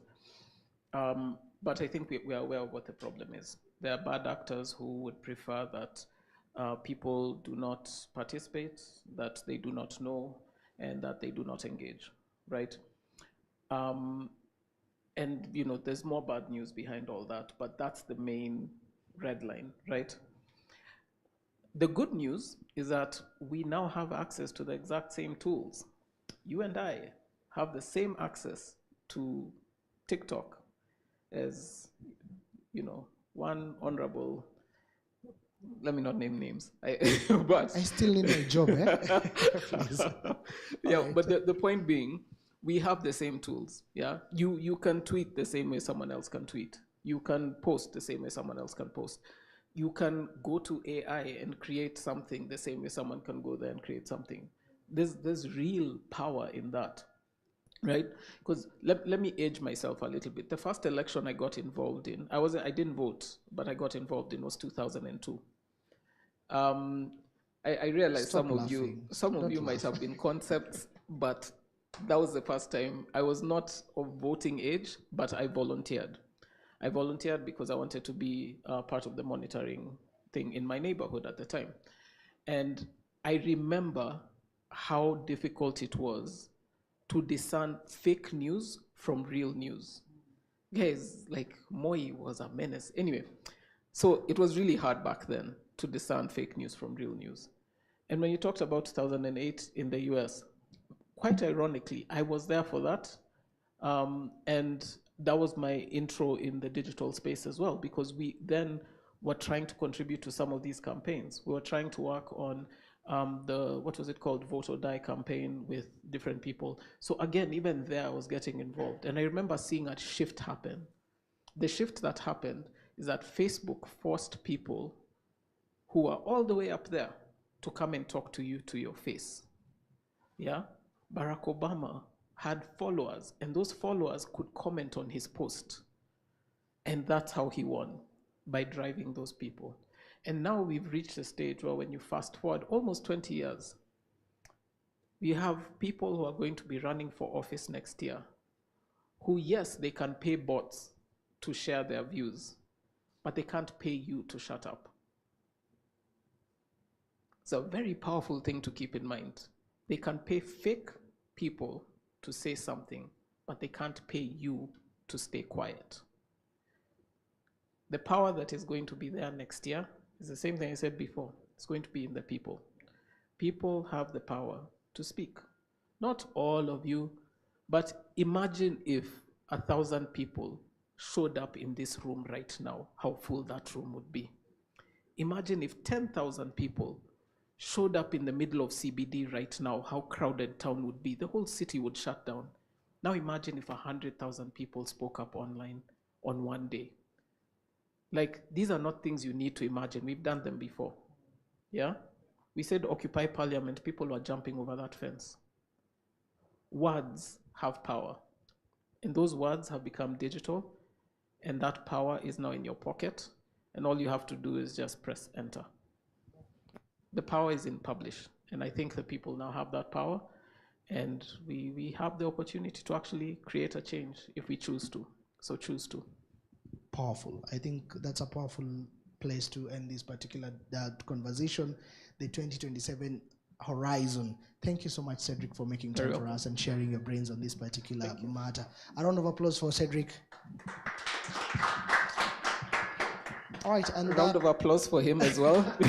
He's been working hard all day in a suit. Guys, thank you. Thank you. Thank you. All right, and that is where we wrap up at that particular session. And also, yes,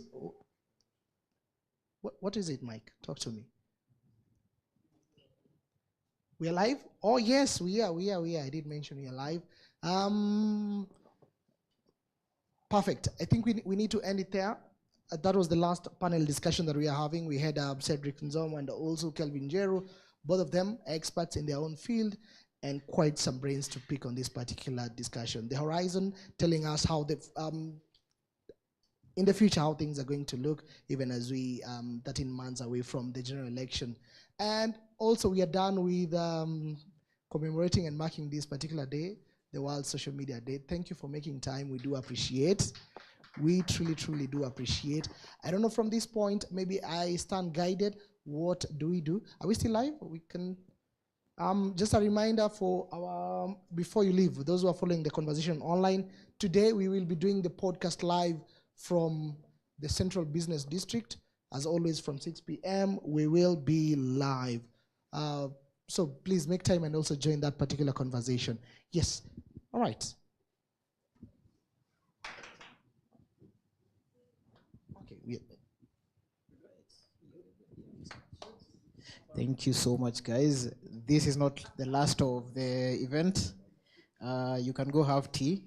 Afterwards, we are going to be giving out some merchandise, some goodies from outside there. Then you can come back for the live podcast, the Big Picture podcast. Mnaenda wapi na venye kuna jam mingi? Hata ukitoka hapa utakwama tu hapa chini.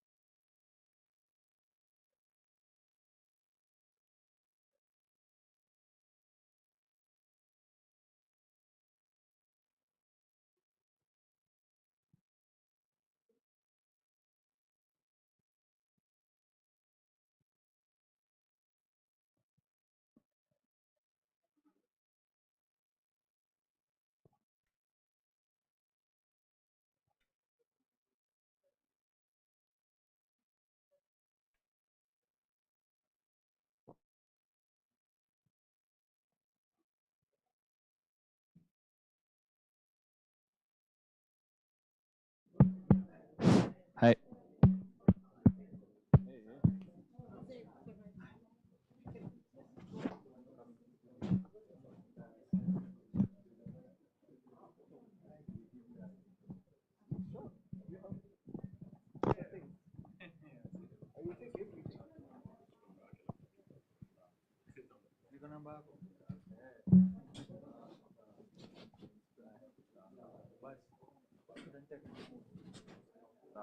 Even better. 1, 2.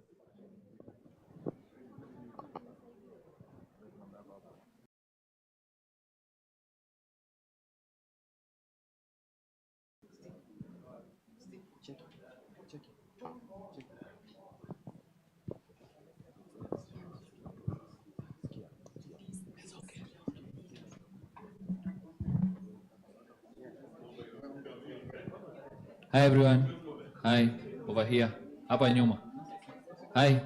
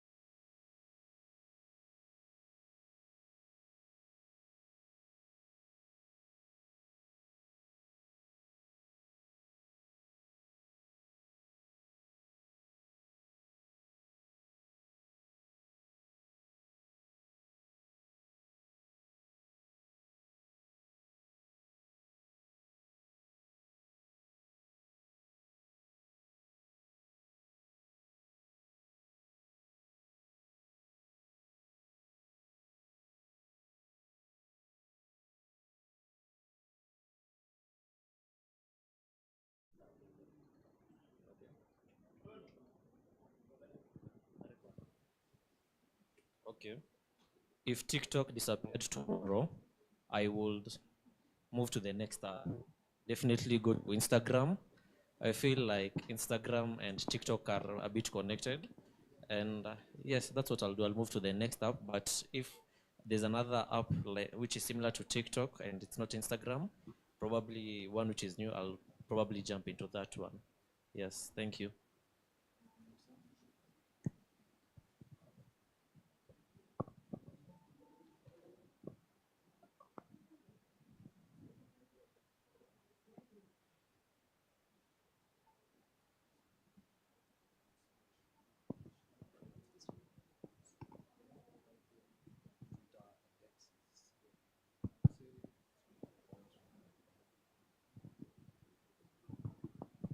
So my question is the most Kenyan thing about Twitter and X, and it is Twitter and X is mostly for prominent readers, and you find prominent or famous, all these maybe respected people mostly who are there on X.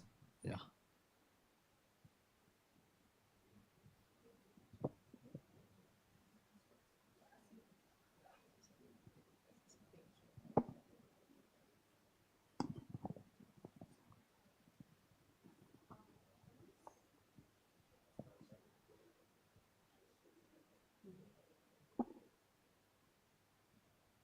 Okay, my question is misinformation on social media is okay. For me, misinformation is the misleading of people on social media. Yeah.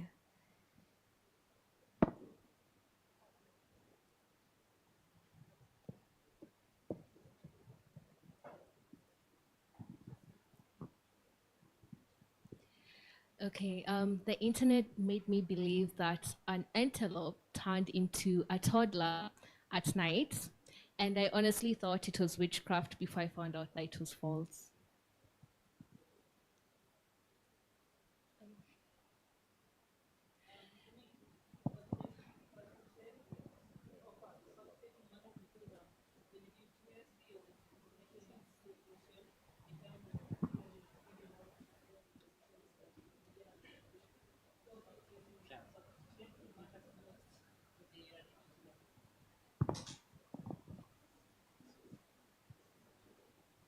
social media makes me more aware of emerging trends and news or anything that's going on viral.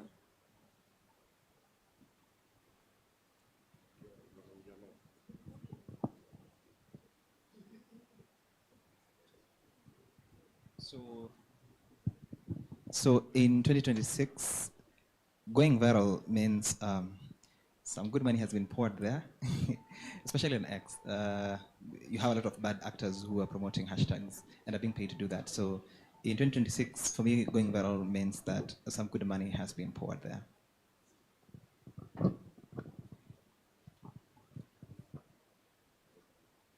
Okay, in my question, social media in Kenya, these are the platforms where everybody can get news.